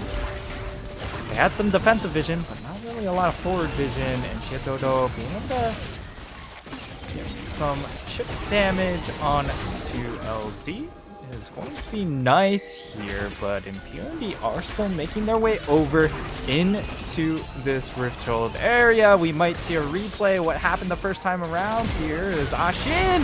He's too far forward. He gets caught out, does get engaged upon, and will get bursted down. That's the first reset. Alex gets the kill. Now teleport coming in. It will be No Name stuck in the tracks, but the fight is just so split. Husky trying to get away and will create a little bit of space, buy some time, gets the stasis off for the rest of his team to help them out, and it will just be a 1-for-1 trade. Fight lines reset. Now maybe we go again. No ultimates available, although Jackpot still has his. He's not exactly in a spot to respond. Yeah, it's 4 Okay, versus he's 4. actually going to jump in. That's the engage coming in with Houston. That's 4 people knocked up. Jackpot gets the first kill, gets the reset on that ultimate. Big heals all around, and that will be a double kill for Jackpot. He's chasing, he's looking, he wants that 3rd kill, and the flash away from Shiedodo does deny that triple, but Husky is still on the hunt. Seeing that Shiedodo has walked very far away, he's just gonna have to settle for the minions. Whew. What? Skirmish after skirmish from the squad of IMP and Sem9. They do get the Herald, they're gonna pop it into mid. It will very easily convert into the mid side tier 1 tower. I think Sem9, their mistake right there was that even though it was a 4v4 and they were even in terms of manpower, they had, I think, 2 or 3 members on their side who were really low. It really opened up the opportunity for the Fiora to try and make something happen. You can see Lazar and I think No Name just going down low pretty much at the start. Good engage from the side of Yusin, good positioning as well. He just goes straight in, knocks them up, and backs out of that one and lets the rest of the IMP squad clean up. So, well played from the side of IMP. I don't think we're going to get the replay of the earlier team fight, but Asing once again kind of playing the frontline Lulu that a Lulu should never really play. So I guess it's good, you know, we're not gonna shame him by having the replay being thrown up of him being caught out in front of all the rest of his squad. But hopefully, you know, hopefully it doesn't happen again. Yeah, and the issue is usually Lulu scales incredibly well, right? And later on in the game, she's super frustrating to play against, especially when you're a bunch of low-range bruisers having to run into a Lulu. But the issue is the scaling is a little bit muted because you have an Ignite. You don't have the exhaust to shut down anyone that's diving in onto this Aphelios pick. So it feels like this Lulu pick for Ashin not panning out very well. Of course, plenty of time to redeem himself, but now like Shidodo, this is the point in time when he gets outranged by LZ, who has a 30 CS advantage. This is not a good spot that Shidodo wants to play from.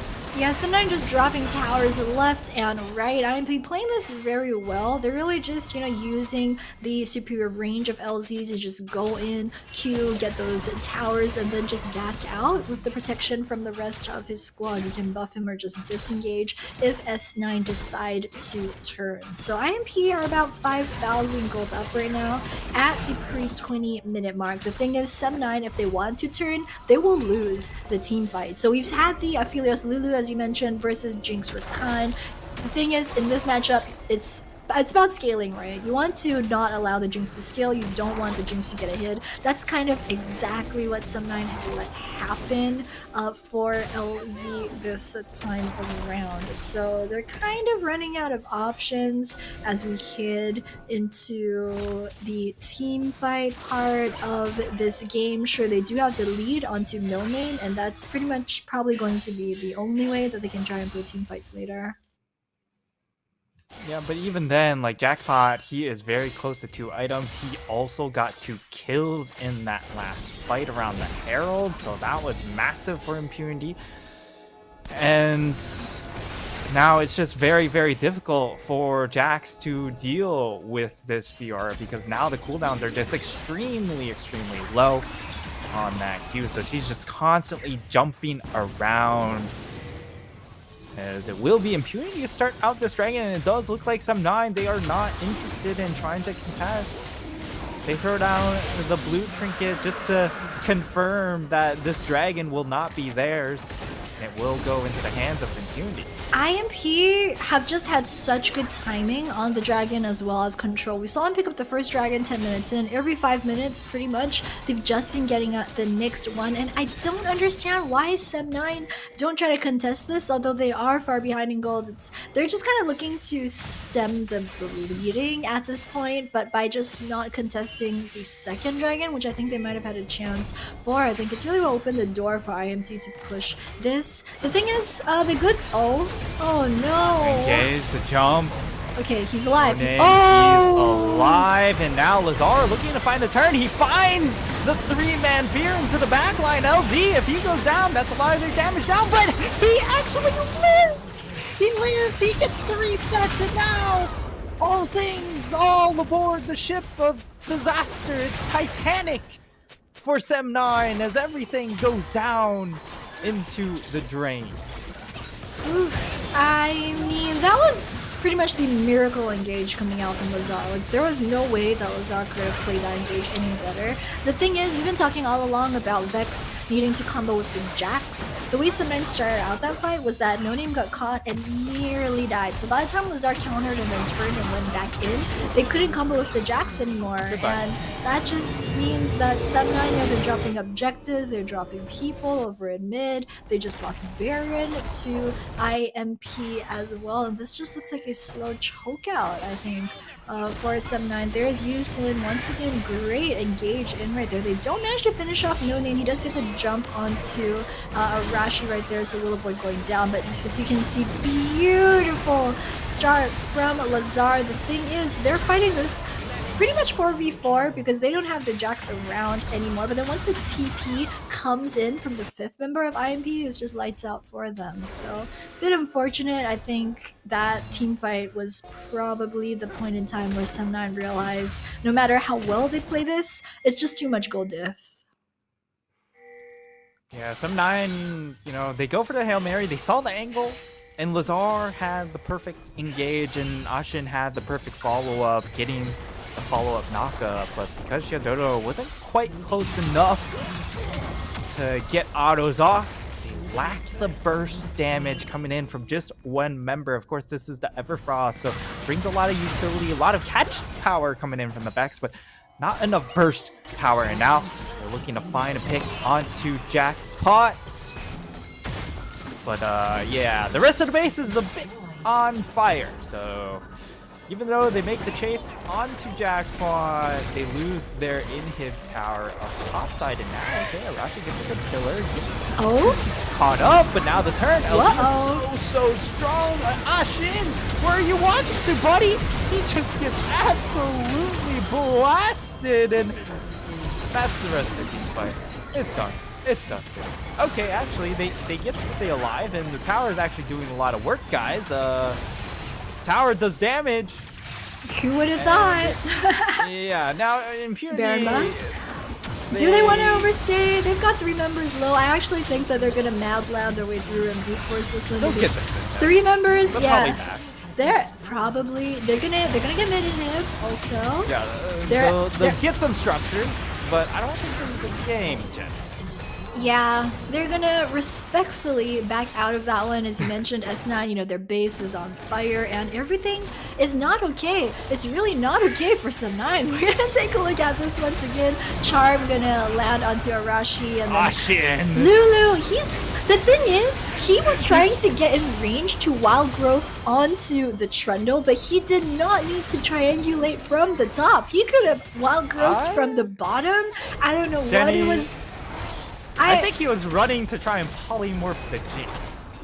I think that's what he had in mind, because he was sprinting it towards LZ, and LZ was like, man, you're giving me free autos? I mean, man had a plan. I'll give him that. He definitely had something going on in that sweet, sweet brain of his. I just can't for the life of me tell you what it was, He just got blasted. To absolutely outer space. We talked about the Titanic metaphor, but I mean, there's nowhere on Earth safe for this Lulu pick anymore. And it's not in the sea, it's not in space, it's not on Earth. This is just not a good look. Yeah, this is Sem9 coaching to support. This is not it for Asing. These are not the vibes. This is not it. I mean, we had doubts, about Caspiel support last week, but then the thing is, the previous week we also had seen Asing on support, and we're like, S9, they don't really have a good option to plug and play into their support role. So look at the super minions, Jenny. Man. They're everywhere. They're Zerglings. The engage comes in. They're all dead. This wasn't even a fight. You blink, they die. It's Impunity. 18 kills to 3. LZ is an absolute destroyer of Sem9 players, and that will be them securing their 5th win in Sem9. Their hopes of making that dream playoff run. Did I say dream playoff run? I don't know if that's possible, Jen. Yeah, I mean, on paper, It's possible because they had to win 3 out of their remaining 5 before today. Right now, after today, they have to win 3 out of their remaining 4. So it is still possible on paper, but the thing is, battles aren't won on paper, right? They're won on the Rift, and we've seen what Sum9 play like on the Rift, and it leaves much to be desired. You know, it leaves us kind of wanting more. Like, I could be a bit more impressed at the way that they're playing, you know? I don't want Jenny, you want what do you want more of? I don't want more of that Lulu. That's what I'll tell you. I don't think even his teammates want more of that Lulu, man, Frank. That was not the showing at all, and we can see Impunity. They understand. We banned the Yuumi in the first phase. There is no safe valve for Ashin anymore. There's no safe champions for him to play, and you just saw him get exploited time and time again, starting out with a level 3 Wukong gank. What timing would these junglers happen to take if they are to gank a lane? It's level 3, and they die to a level 3 gank. That's like the most tilting thing to happen to a jungler in solo queue, is when your lanes die to a level 3 jungle gank. Yeah, and I mean, props to IMP also. They just played that one to perfection. You know, we had some doubts coming in about the Fiora pickup as well, and we're just not sure if it would work out for No Name either, but he did great. And we're not too sure if this is just because, you know, of the caliber of team that they are facing today versus Sum9, but just the fact that, you know, No Name looks to be able to play that Fiora well. He understands the timing when he can jump in. Jackpot, yes.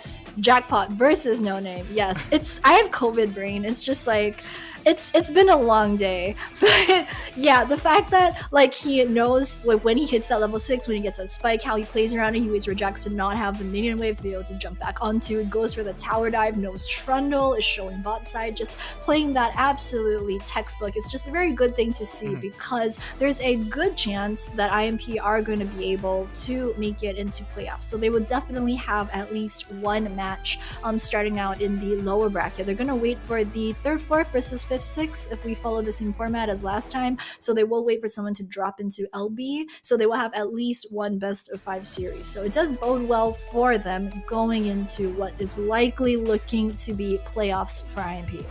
Singapore! Jenny, you say that they're going to start in the lower bracket, but when we look at BYG, that's true. Maybe they can catch up to them. Singapore! It's certainly not out of the realm for Impunity if they can find a way to build on this momentum. Of course, they also had a bit of a soft matchup yesterday, or was it yesterday? But regardless, this is a team that, with their remaining schedule, actually I'll dive into that after we look at this post-game breakdown. Impunity just dominated from start to end, right? Like, we saw some blue in the gold graph, but it was like 90%. Not much. It was a bloodbath. It was not even close. Once the Jinx got those first 2 kills, once the side of Sum9 just didn't throw any attention into the Sephilios, who needs to get ahead to do things against the Jinx, then it did feel like everything went down the drain, and it ends up being the MVP performance for Alex. I mean, can you blame the man? He killed Ashin at level 3. Yeah, I think Alex and IMP definitely played this one out well. They had a very clear plan going into this, despite the fact that they picked Fiora top lane. Their plan was very clear cut. It was snowball the Jinx. They used the Wukong to do that at the start to perfection. And we saw Sum9 have a good idea going into this game, right? Because for them, they were very happy in the first 8 minutes or so to swap Prio bot for Prio top. So we saw them, you know, try to make stuff happen for Jax. We saw them prioritize the Herald at the start in favor of the Jinx getting plates and the Wukong level 3 gank in bot. However, the thing is, Jinx just got too far ahead. Sum9 just decided to stop contesting Dragon completely after they lost the first one. They didn't even fight the Dragon number 2 or 3 either, and that was just a bit too much of a snowball for Sum9 to handle later on. Yeah, and as many strides they tried to make, getting that first win for the side of Sem9, since then it's not looked great. However, that's our third game done, but we still have one more on the table. It is going to be, let me check real quick, MFT returning to the Rift as they had the day off yesterday, taking on Deep Cross Gaming. So stay tuned, you don't want to miss this matchup. CTBC Bank is Taiwan's top financial institution, but we're not stopping there.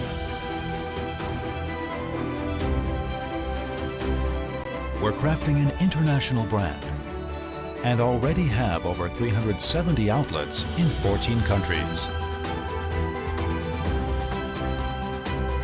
We are by your side, ready to embrace the future. Get what you want, that I won't stop fighting till you understand, that I'll love you till the end of time.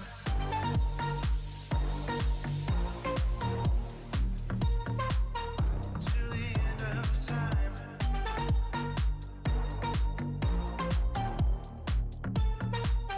Till the end of time.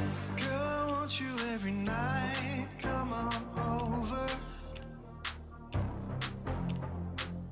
Girl, we do this every time. Come on over.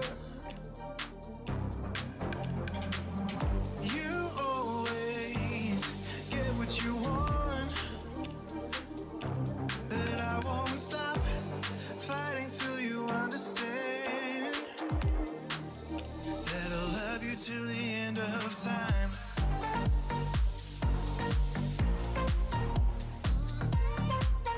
Till the end of time.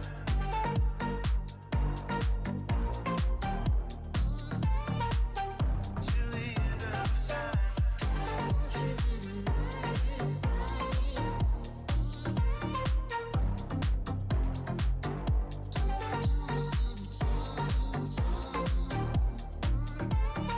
Love you till the end of time. Girl, I want you every night. Come on over.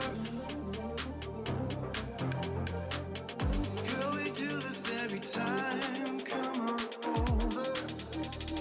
Love you till the end of time.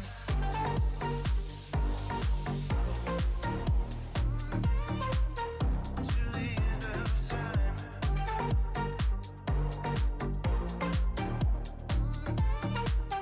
Till the end of time.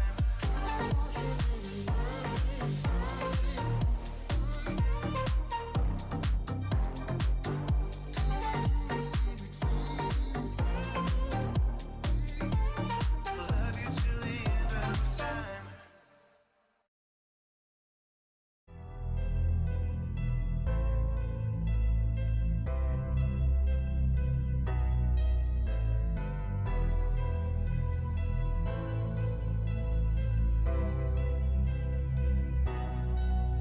I had a dream I was chasing, I was facing intimidation, but I stuck to the basics. None of that public relations, the rest of your was out on vacation. No debating, no conversation, no invading this sovereign nation. I was tested, invested, and blessed, and you guessed it, I made it.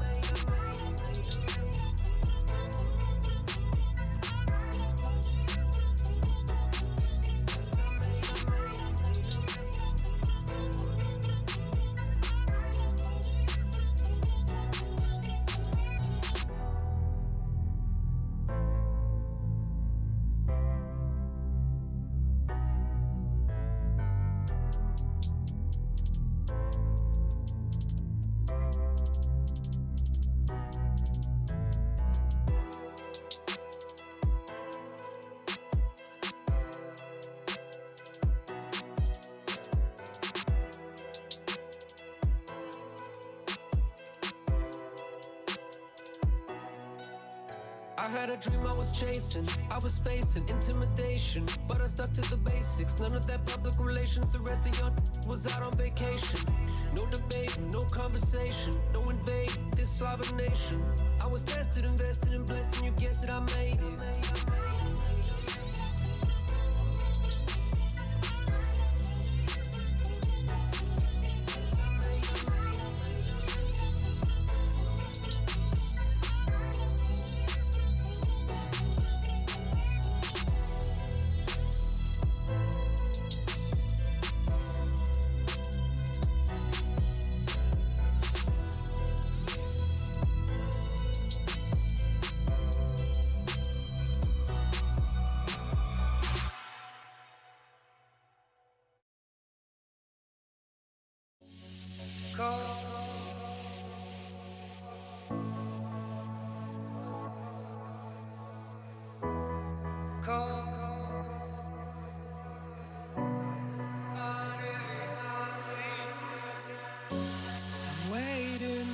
your call. And all I've been risking all. So tell me where to go. Tell me where to go tonight. The cold is caving in. My patience paper thin.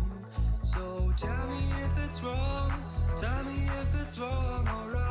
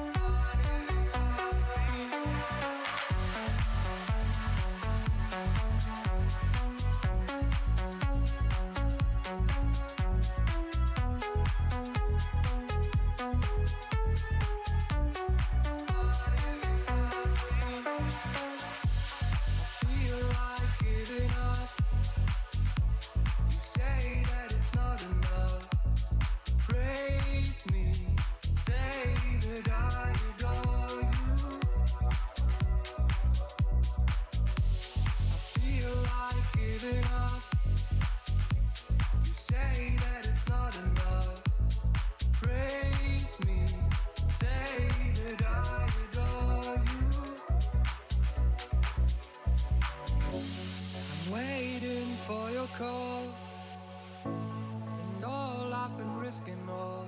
So tell me where to go, tell me where to go tonight. The cold is caving in, my patience paper thin. So tell me if it's wrong, tell me if it's wrong or right.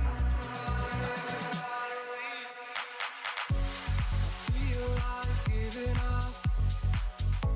You say that it's not enough. Praise me, say that I adore you.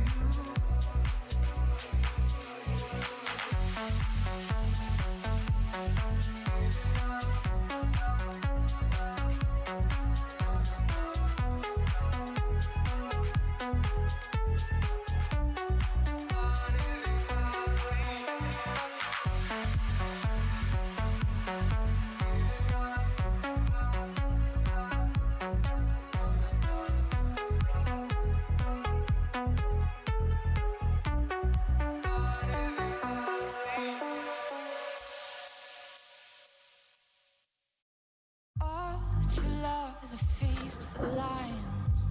Tell me feel alive. Hold my hand, I can be your eyes. It's a fairy tale in disguise. Stars to fight, stars to fire. We'll keep the heat on high, and we'll let it simmer, let it. We'll fly the line, break the rush, turn the tide. Big enough, we'll find a time and still alive. Yeah, darling, forever give up.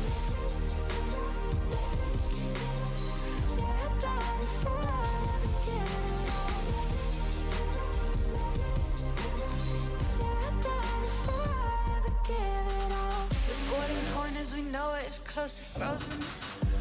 What a time to feel alive. We'll be by the river when the floodgates are open. I think about it all the time. The stars to fight, the stars to fire. We'll keep the heat on high.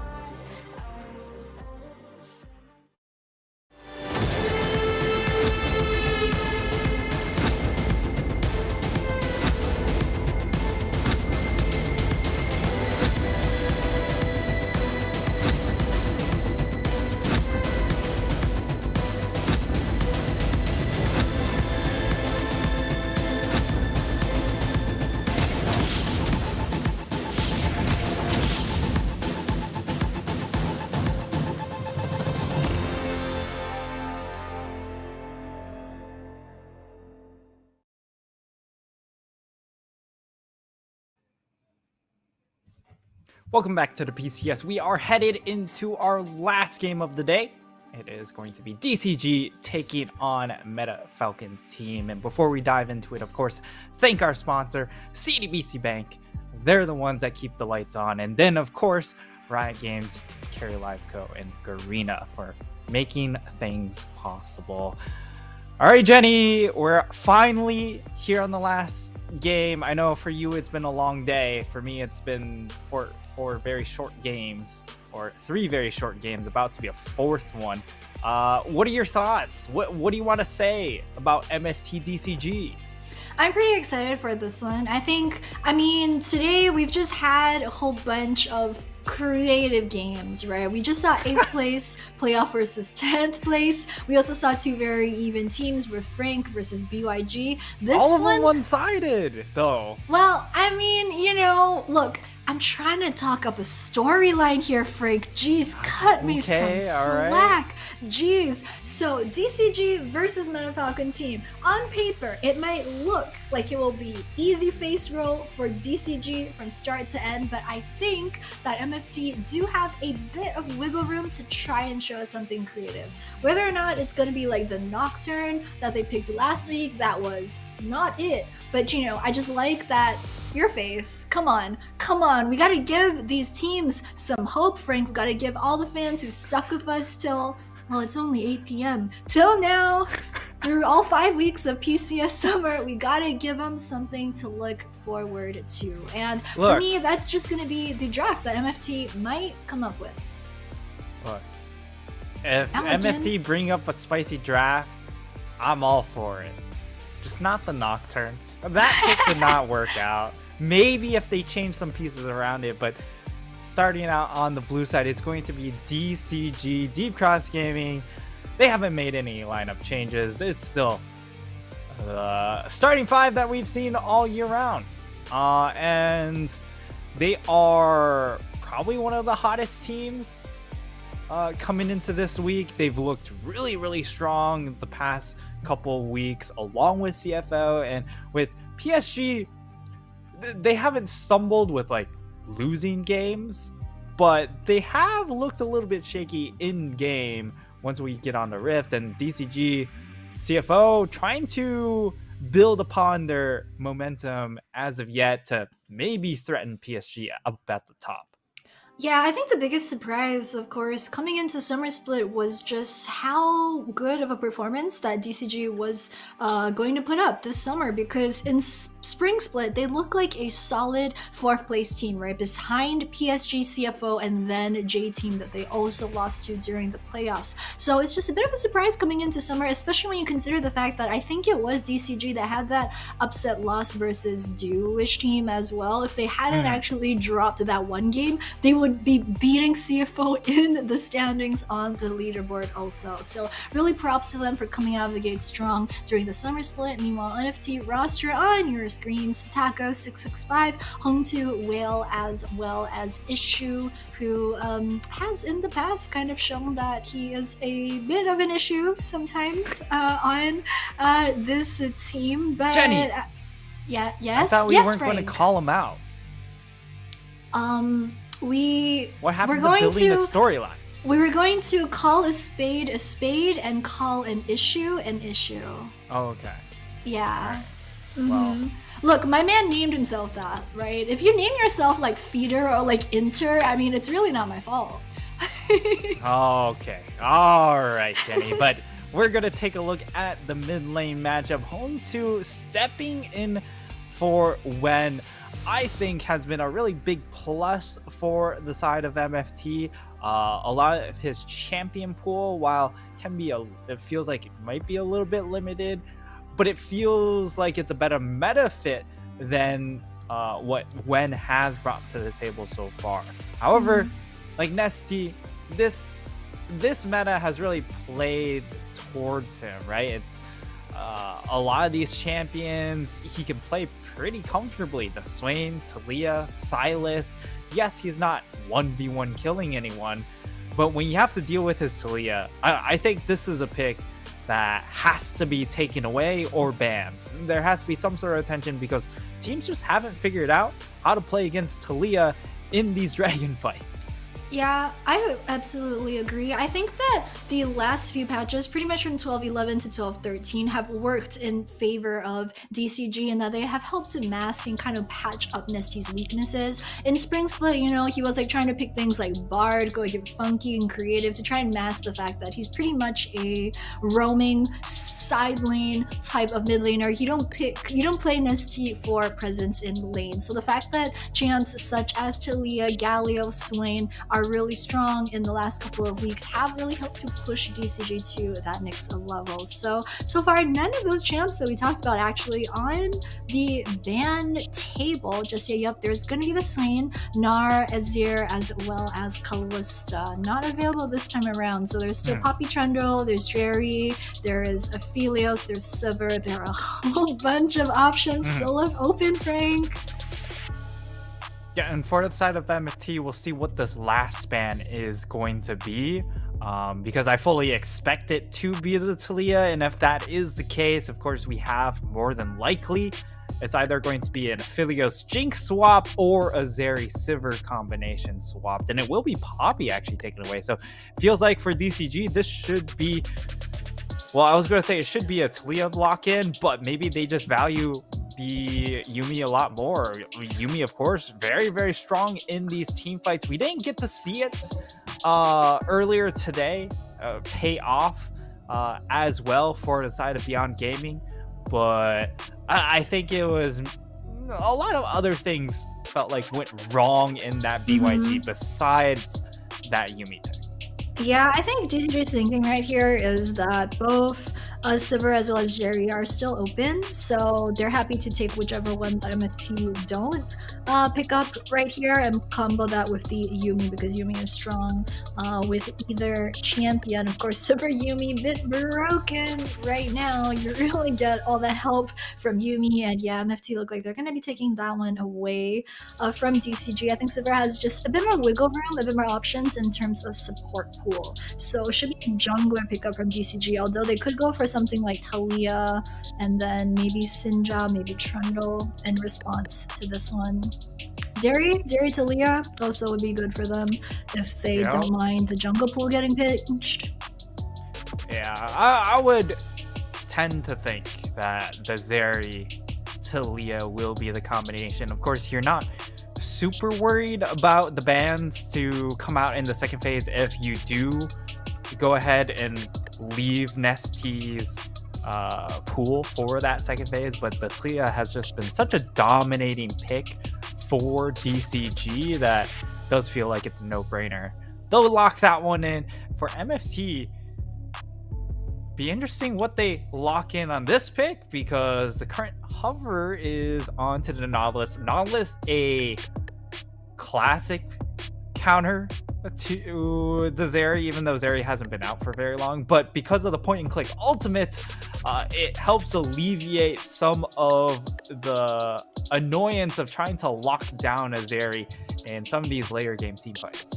Yeah, you really picked the Nautilus ultimate to just get that 100% confirmed, like, disrupt the knockup onto the Zeri at some point during the team fight. Sivir, Nautilus, kind of alright. I think what MFT are going for is also the synergy between Wukong and Nautilus and whatever they pick for the rest of their composition. So they've banned out the Trundle, they banned out the Poppy earlier on. There's the Ahri being banned away from Home 2. We haven't really seen Home 2 show a lot of mid-lane champions. We haven't seen Home 2 show good performances on that many mid-lane champions, I think is a bit more accurate. So there's the Ahri being taken away from him.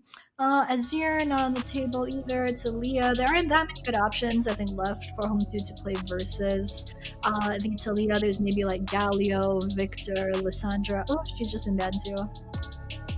Yeah, I would have loved to see the Lissandra here, because it just creates so much space with the Wukong for then the Sivir to really pop off, but that won't happen. And more than likely, we get to see the mid lane pick come out here for Home 2. Veigar has been sort of his champion that he falls back on, but it will be the Seraphine. Okay. a lot of control to come out for these team fights in DCG. What do they go ahead and answer back with? That's the real question. Lee Sin available, that could be a very interesting tempo sort of oriented pick. The Xin, I feel like, offers more team fight power here just to create more space. And we'll see if it gets locked in. Yeah, I think they might for Hana because Hana has played this in Zhao a bunch of times. It kind of suits Hana's playstyle also. He kind of really knows when to engage, when to go and carve that space up and set up the rest of his team. So will be the lock in for them. They are missing a top laner right now. They're kind of forced to blind pick the top side. The thing is, Nar's gone. There's Sejuani. Oh, Gwen for Leaky. Gwen's really strong on 12-13 too. Oh, it's Mordekaiser. Right, there's Mordekaiser, but Jax has been the counter pick when Gwen does get locked in, so that could also be an alternative. MFT really trying to choose between the Mordekaiser and the Gwen. Mordekaiser does offer that big ultimate, so you know, if you get an angle onto the Zeri, you can just abduct her straight out of the team fight, and I think that might be the plan. You have a lot of point and click power, right? You throw down the ultimate from the Nautilus onto the champion, and then right afterwards it allows Mordekaiser to gap close. But I mean, this is definitely a very interesting draft coming in from both ends here. So how do you feel about this? So I'm pretty intrigued by the Mordekaiser pick. I think a lot of times in the past, well, not that many times has been Pixifar and PCS, but we've seen it as just a straight up ADC deny for the squads that do pick it. So they just kind of want to lock Zeri in prison and then deny the ADC from having that sustained damage. The thing is, this time around, MFT have more options. They can choose to utilize the Mordekaiser ultimate 1v1 versus the Gwen in the top side also. And the fact that we're on 12.13, where right now the way that people play Gwen is so different. She's kind of no longer that late game scaling tank where she just goes in during team fight, she snips, she's immune, she like dishes out damage. She's no longer quite that on 12-13. Right now, she's a bit more bursty. Her kit has kind of been reworked in terms of the cooldowns, the mana cost. Right now, it's kind of like she goes in, she drops one round of spells. The center snip no longer does as much damage, but her first round is definitely very devastating. So it would also open up MFT to kind of just bait out the Mordekaiser out to lock the Gwen in 1v1 up top as well. So I'm kind of feeling the Mord pick. You know, usually in the past when MFT's like Mordekaiser or Nocturne, we're like, is this really gonna work out from them? But I think that if they can play it out well, it just might. Yeah, and also another thing about Mordekaiser, right, is if Yuumi is on a target, you ult the target that the Yuumi's sitting on, and the Yuumi is stuck, sitting out in the middle of nowhere. Because Yuumi does not get to come and join the Shadow Realm. So that could be the reason why they ended up settling on the Mordekaiser over the Jax as well. So a lot of interesting things to think about, but we're making our way onto the Rift, Jenny, and this is our last game of the night. Sheesh. Sorry, I was just a bit excited. I heard the last game of the night, and you know, I'm pumped. I'm hyped. This is a great game. You know, we saw some one-sided games earlier, right? We're not gonna lie. We're not gonna sugarcoat it. But DCG, MFT. Oh no, this is not how it starts. Taco, please. Walk it off. Walk it off.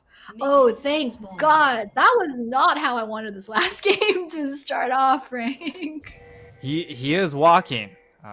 He is a big lumbering armor man, and they do spot out the ward that does get tossed down onto the red buff. 665 of course has the red trinket to sweep it out, so once it comes off a cooldown, we expect them to kill that ward, which is going to help out Taco here because it does mean he's going to hit level 2 off of this first minion wave. Yeah, so we'll get the level 2 advantage. Talking about level 2 advantage, Misty shouldn't have a problem picking up most of the first wave. He's still key over at the level 1. Bit of a rework also, bit of a slight nerf, I think, to Talia on 12-13, just in terms of the damage, the way that her 1-5 and then boulder works, but it's not going to matter all that much, I think, versus the Seraphine. And you should be quite easy for the wave clear, but whoa! Issue, no follow-up though after landing that Q. Of course, not quite enough damage early on, but Taco! Man, this man is going to town. He is bringing it to Leaky up to the top lane. Both of these top laners are flashless, so that is something to try and keep track of, because it does mean they are susceptible to ganks. Although after level 6 for Taco, he doesn't really care if you bring 2 or 3 people up top lane, because he can just have his 1v1 regardless. I just realized that these two top laners, like their IDs combined, are like Leaky Taco, which is literally the worst type of taco you could ever have. Like that's like a solid 0 out of 10. I mean, if Waka was a top laner, we could have Wako Taco. Oh my god, Waku Waku. Yeah. We just weebin in here. I don't know. It's late. I mean, it's late for you. It's early. Oh, that's for me. true. Yeah. It's gotta be what, 6 in the morning for you? 7 a.m. That's You're a champ. I don't know how you cast from like 2 to like 7 in the morning. That's my time zone Actually here. cracked. Sheesh. And I mean, as of now, there's not a lot happening, right? It's just kind of farming. We're waiting for these junglers to try and get involved. For 665, of course, is the level 3 power spike for Wukong, and if any jungler or if any laner dies to a level 3 Wukong gank, shame on you. As 665 is possibly setting up a trap topside. We'll see if Leaky falls. Yeah, they've got 1 second It's a push to the 2v2. Northern River. Hana is here. Oh, he's in the fog of war. They don't know 665 is here. They're just trying to bait Leaky towards the right side. Leaky's also kind of trying to posture, hoping Taco doesn't realize Hana is there. They're both trying to bait for their jungler. Yo. And it's both unsuccessful. I mean, they are amateurs, you know, Frank. They're not your average idiot that you meet in solo queue who sees the jungler come in and then I just have so much PTSD, you know, from this happening, so much baggage. COVID Jenny hits different, folks. Yikes. 665 will get spotted out by that ward by the Raptors. Yeah, this is a great word from Hana. As you're mentioning, there's not all that much happening early on. I think a lot of both teams really just waiting for 6 for the big ultimates to come online. The Mordekaiser, Wukong Sinzhao also at 6. You're kind of waiting for Nesty for Talia to use the ultimate, the Weaver's Wall, for a side lane roam. We've seen him do that a lot. I mean, sure, it's great for team fights, it's great for cutting people off, but we also see him use it a lot in terms of faster roam into the side lane. Meanwhile, of course, Dairy versus Silverbot is just going to be a farm fest to see who hits that 300 first. So yeah, not all that action as of now. Yeah, and for MFT, they do have a very strong team fight setup, right? Okay, level 6 hit by Taco, and he's just running at Leaky, hoping to find an opening and just throw down the ultimate or at least get a big chunk, knowing that, hey, I have ult advantage. And Leaky has to respect that, has to give a lot of space over. And Taco feels like this wave in a perfect position for him at the moment. As MFT, they actually don't pull the trigger on that dragon. A little bit surprised there, but you know, hey, let's not flip the game when Taco is just bodying Leaky right now. Yeah, I think maybe they're a bit worried about where Hana might be. He's over at, I think, second blue just now. He was over on blue buff. They didn't really have wards, so they do have mid as well as bot side warded for the squad of MFT. I think they're just content to take Scuttle and then not try and lose at the 6-minute early dragon. So very measured from them. They do have a very slight gold lead off of DCG, about 1-200 gold. That's purely kind of from the CS difference that we're seeing across the board, most notably mid, and then a couple of CS here and there also for bottom side. So still a pretty quiet game, I think, but now that we have hit level 6, things might just be different. Yeah, might speed things up, especially once these junglers hit level 6. That could be really the big turning point, or when one of these supports hit level 6, of course, that offers a lot of pick power, team fight power when it comes to the Yumi, pick potential when it comes to the Nautilus ultimate. And Hong2 so far very comfortable on the Seraphine, as it will be the Xin hopping over the wall. This would be a nice takeaway. They can get it, because it would deny that first team fight at level 6 for the side of MFT, which is pretty strong combo. And yeah, Wukong being up in the top side does mean that this is going to be a dragon into the hands of DCG. A nice little sneak away.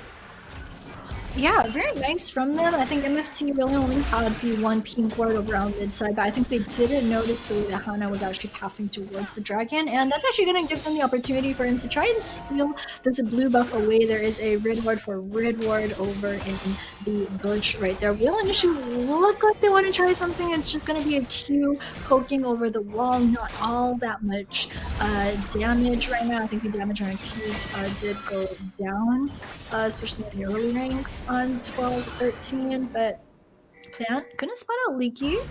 665 just kind of posturing. It's gonna be a smite fight. Oh wait, no, that's the win. I mean, it is a smite fight, I guess. It's a fight. It is a fight. Yeah, and now 665 is actually setting up for a possible dive attempt here. This is really interesting. He's gonna take away the Gromp instead, actually, as Hong2 looked like he wanted to make his way over. But I think the decision was made. Hey, we're just going to go ahead, back off. I want to get my reset in as the Mordekaiser. And it's just going to be a back timer. So DCG, they managed to sneak away that first dragon, and MFT, while they were able to get the Rift Herald, they don't immediately try and capitalize off that. So yeah, they don't have shove or prior really going on in any wave, so there's not really a good opportunity for them to pop the Shelly into any lane. They do have about 4.5 minutes until they won't have the tower plate advantage, so they've got still a bit of time, you know, before tower plates and Shelly expire, for them to try to make that happen. It's just a bit hard for them. We're not really, like, Mordekaiser isn't quite gonna get the early shove versus Gwen. Seraphine could maybe drop all their spells, but it's also a bit difficult versus Talia to try and get shove. yeah, and we see a teleport coming in from Nessie to return into that mid lane. So when it comes to throwing down this Rift Herald, which lane do you think it's going to be? Do you think it's going to be top, or do you think it's going to be bot lane? Or maybe the Sivir pick, maybe unlock things and get the Nautilus roaming, or maybe they don't even care about that bot lane. I feel like it has to be the top side, right? Yeah, I mean, they've got 3 members over on mid right now. Would be nice if they could try to make something happen versus Leaky's Gwen over up top, but I think it depends on just how much they prio the dragon setup that's going to come online in 2 minutes. They could very well just look to drop Shelly and then dragon for it later on over in mid, or not. So Hana and Yumi gonna pay a visit to going to. Oh, she gets knocked back, forced to flash.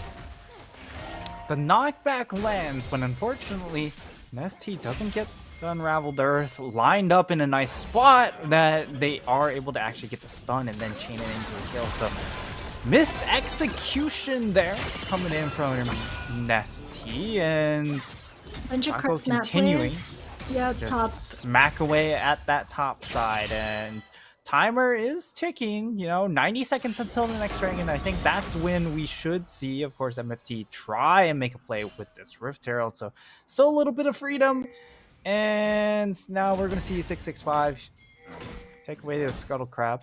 I love get a the little extra gold. I love the change that. Oh, the double knockback.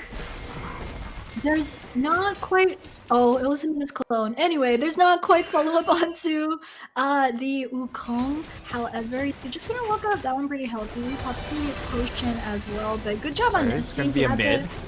Ward that just expired, and yep, they're gonna drop it over in mid. It's 45 Oh, seconds. teleport to coming Dragon. in. Mordekaiser coming in with the teleport. This is what. I don't.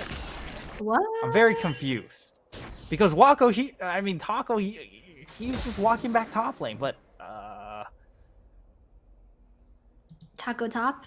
Yeah, it sounds about right. Jenny, explain the teleport to me.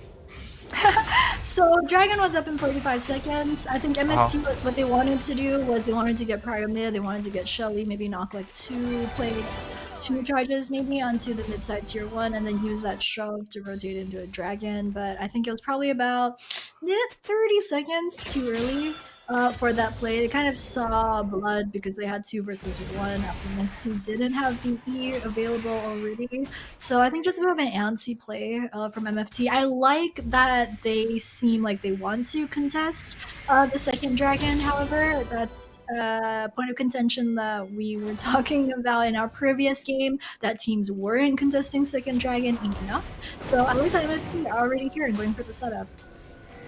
Yeah, but they don't have the teleport from their top lane. Yeah. There's no Mordekaiser that's going to show up to this fight, and what do you know? Leaky is walking down into this bottom lane. This fight has to be played perfectly by the side of MFT, and it gets stolen away! Alright, the ultimate does come in, lands onto only one, and it's Hana, and 665 is getting taken so low. Will get the flash out of Cascada, but that is first blood going into the hands of Nesty and DCG. Looking for more. Cascada comes over the wall, and they just wipe the floor with the side of MFT. Jenny? Yikes. Yikes. I think help me out here. What we want to say about this. So we're gonna take a look at the replay. Right? The thing is, Uh-huh. the bad thing for MFT is that they're usually a team fight team. They're usually the team that doesn't do well during laning, but then shows up during the team fight.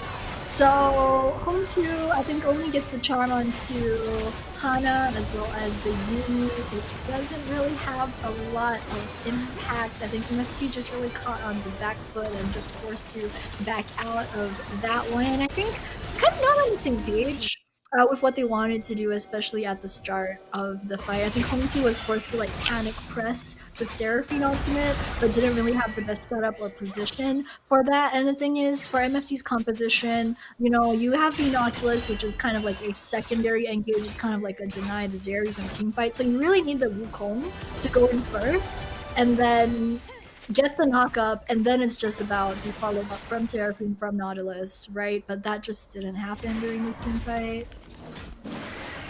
Alright, so if you're MFT, where do you go from here? Home? Sorry.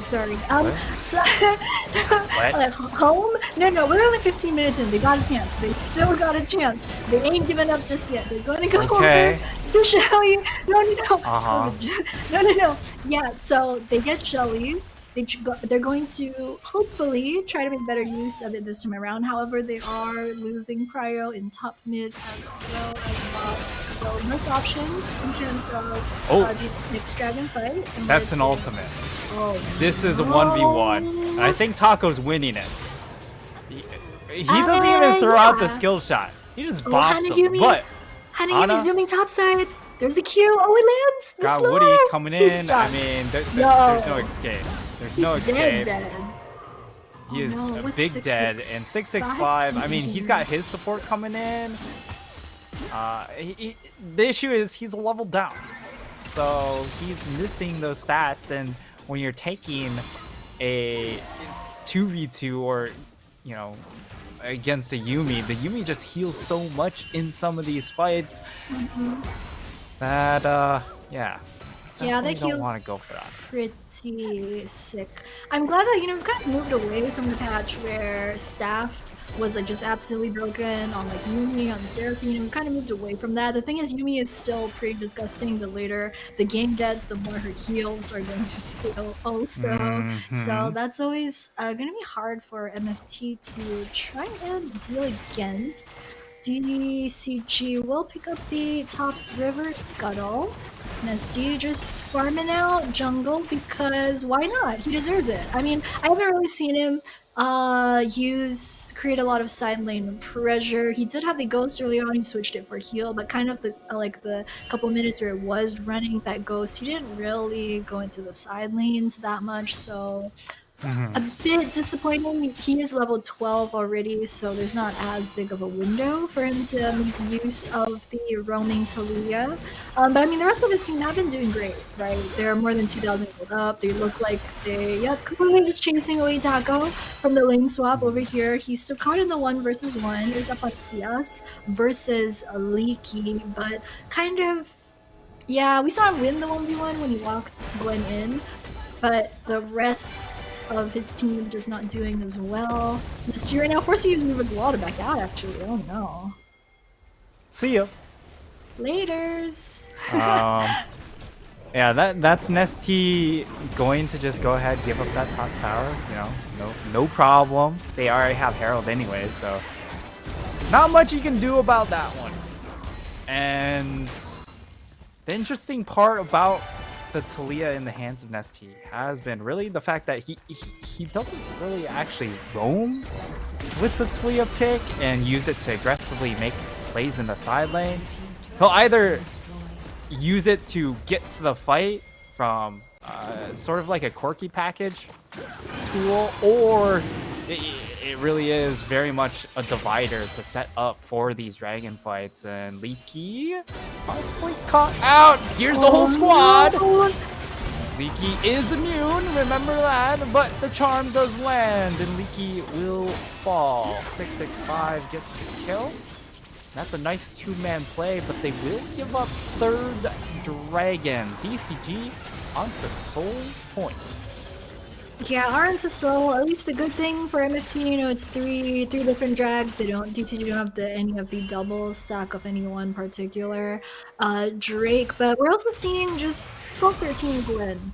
Right, she's just not tanky anymore. She's not as tanky, especially 1v2, 1v3. She can't easily escape even after she pops down the immune. Like, we don't see her being able to make it out of those fights. So the fact that Leaky's 0-2 in what we were saying, Gwen has to play that type of like bursty mage, get her first round of spells down, and then dip. She's just not able to play that when you're this far behind, right? So she's got the Rift Maker, but she doesn't really have the type of AP items that she will need to play that type of bursty mage. The thing is that she does build like that though. DCG don't quite have a front line either. Oh, again, Taco versus Leaky. Wet noodle fight? Come on. Yes? No? I mean, no? Yes? It's sort of a wet noodle fight as Taco takes him into the death realm. Home 2 is here though to capitalize, but it doesn't look like he needs his help. Taco gets the 1v1. There is no Leaky.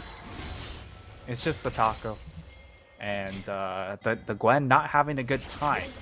Yeah, Leaky just being the biggest hole for his team right now. And yeah, that's all, man. He's not having a good time. Also, the fact that DCG picked the Gwen over in like second last rotation for their side, I just kind of expected a bit better from Leaky on 12-13 Gwen, because she's supposed to be very strong, but right now collapse happening down bot. Taco knows that he has to use the teleport for the faster get out of jail, and it's not going to cost them all that much. Next dragon is 3 minutes, so Baron's up, but it's 1 minute. It's very early for any possible Baron take, so it's not going to cost as much. So yeah, doesn't really hurt either side. And Right now, let's have a quick check-in on everyone's inventory. And in this top side, it's Taco now with a completed 2 items. That is big. Having the Nash's Tooth for the 1v1. And when it comes to the other carries, though, they're also doing pretty well for themselves. We've got completed 2 items in both of their hands for all these carries. Home 2. Archangel's Crown, interestingly enough. There's not necessarily a ton of poke coming in, so maybe that's the angle he's really approaching this. And then the big thing is the fact that Whale has 2 items completed onto the Sivir. Of course, 3 makes him really pop, but 2 is definitely nothing to scoff at either, right? Yeah, like Crown plus the Seraphs, it really just means that Hong 2 is kind of going to play as that like heal and CC bot, right? He's kind of going for that more like support, mid, Seraphine type of build. He wants to enable his carries. Hopefully for Whale to show up. Bit of a skirmish right here over in this mid tier 2. Fight for the ward. I mean, Vision's enduring, man. Like, whenever you press tab and then you realize, like, your ADC has literally 0 vision score, and you're like, wow, like, do you even have hands? Like, I mean, do you have eyes? Like, is that what's going on? Is vision just not important because you can't see? Like, what is going on? So, going hard to the paint. So, you know, it's just great that these teams are prioritizing their vision control. I mean, Leaky doesn't know who Taco's in this ward, right? But he's gonna play it safe also. So yeah, good self-control. Oh, everyone's coming now. Bring in the cat. 3v1. Can Taco do this? Of course, he still has the ultimate, so that's not going to be an issue. The jump in happens. The ult goes down, and now it's a 1v1 with Hana, and Hana is going to not drop as Hana will come out with the 1v1 victory. I do not believe it, but Taco also... was it just me, or did he just hold on to his ultimate? Did he not have ult? Hana. I'm maintain that Hana's like top 3 jungler in the PCS. He's also so good at the smite fights at Baron to like flip game that we haven't seen yet, but I'm sure we'll see a lot of in playoffs. But I don't think I get a replay of that one. It did look as if Taco maybe didn't hit his ultimate, but regardless. That's soul. There's a soul. Oh, they're not gonna contest, yo! Do something, NFT! Needs to try and make something happen, but unfortunately, he's out by himself. The rotation's not there from the rest of his team, and MFT. That was such a good Weaver's Wall from Nesty. He kind of like predicted the path that 665 was going to have to walk out. He could have chosen like the right side, which was a bit slower, like the wrong side to walk out of, then the range for the Weaver's Wall wouldn't have affected him. But he just predicted where 665 was going to try and back out of that one, so it does net them that kill along with the Hex Tech. So nicely done from Nesty, good instincts. DCG are going to rotate over towards Baron also. Oh, this is just so bad for MFT. Oh, they don't get the knockup over the wall, so it's just going to be about half health for Home 2, and I don't think MFT can face check. They cannot face check without the eco. They don't have the option to flip, right? They don't have a smite available, so they're just going to have to give up the Baron buff. Cascada comes over the wall, and it looks like they want blood. They're going to try and just finish this game straight up here. Finding the fight, they get issue, and they're looking to try and chase down Home 2 as well.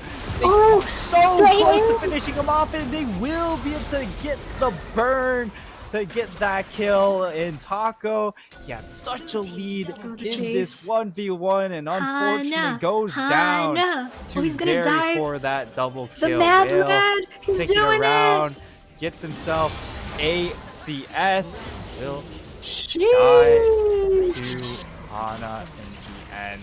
DCG, they take Soul, they take Baron, they take some kills as an after snack. And I mean, yeah, the whole rift's their oyster. Yikes. Ishii just tried his best, man, and let's see V1 just wasn't quite able to protect his teammate right there. Nisty and Hana with the split push, securing bottom side split 2. And gold lead. 9,000 gold in favor of DCG. DCG have done so well in the last 4 minutes or so, making sure they pick up all the objectives available on the map. They picked up the Bark Dragon, they rotated that into the Baron pickup as well. They've got the split push going down, even had Hana just absolutely Chad running it, dive in and pick up the kill onto Leo. And I don't see a timeline where MFT can really come back from this one. Take a look at the fight in mid again. Yep, we are taking a look at the fight in the mid again. And it was Cascada jumping over the wall with the Yumi. On the side of MFT, they had no answers to the Zeri Yumi.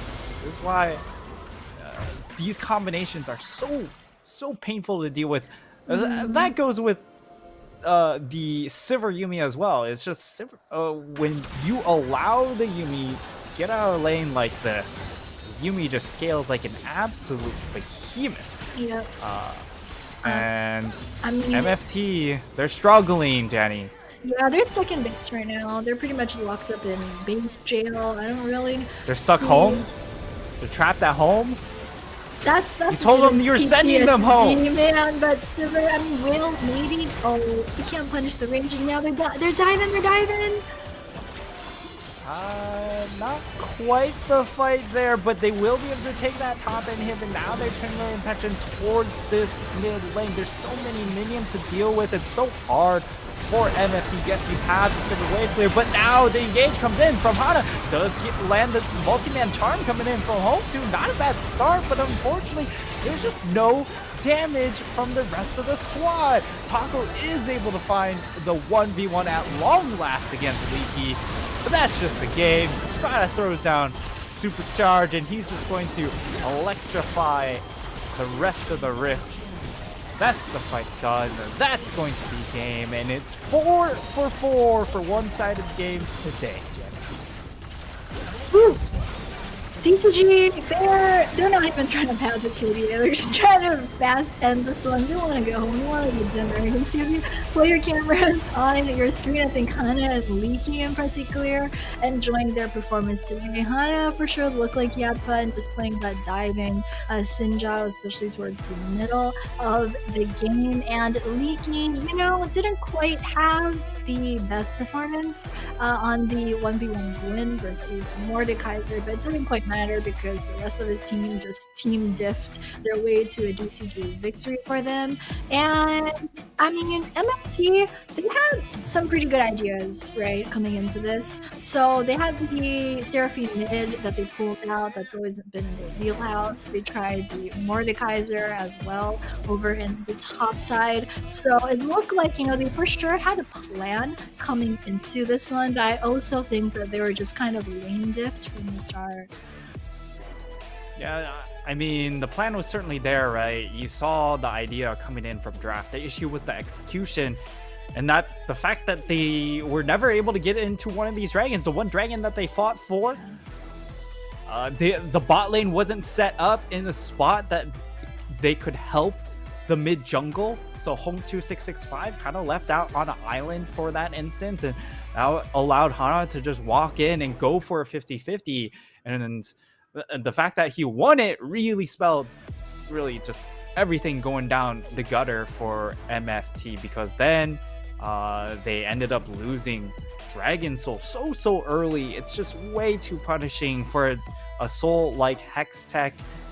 It's just way too much, because you lose that, you lose the Baron, you lose team members.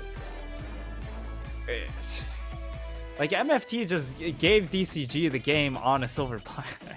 Yeah, I think the last 10 minutes or so were really not it for MFT. I mean, they started off fine, right? Especially the 1v1 top side. Mordekaiser did look to be promising. It looked like they might be able to have that type of lead going into the team fight where they could then comfortably lock up the Zeri, because at that point, you've already won the 1v1 versus Gwen. You're kind of going to just save your Mordekaiser ultimate for Zeri. So they actually, had a couple of cards that they could play by the time they went into team fight. And that's what I've been talking about MFT MFT throughout this entire summer split, right? They're the kind of the team that does not do well in lane. They're not great in lane. When you see them like come out of laning phase, they're not usually the team with the lead, you know? But when it comes to the team fight, they're usually the team that is able to play that well and then come back into the game. So it's just a bit of a shame that we didn't really see that from them this time around. I think by the time we got to the team fight, it was just way too far behind for them. As you can see, Mordekaiser is still doing a pretty good amount of damage. I mean, we've been giving Gwen a lot of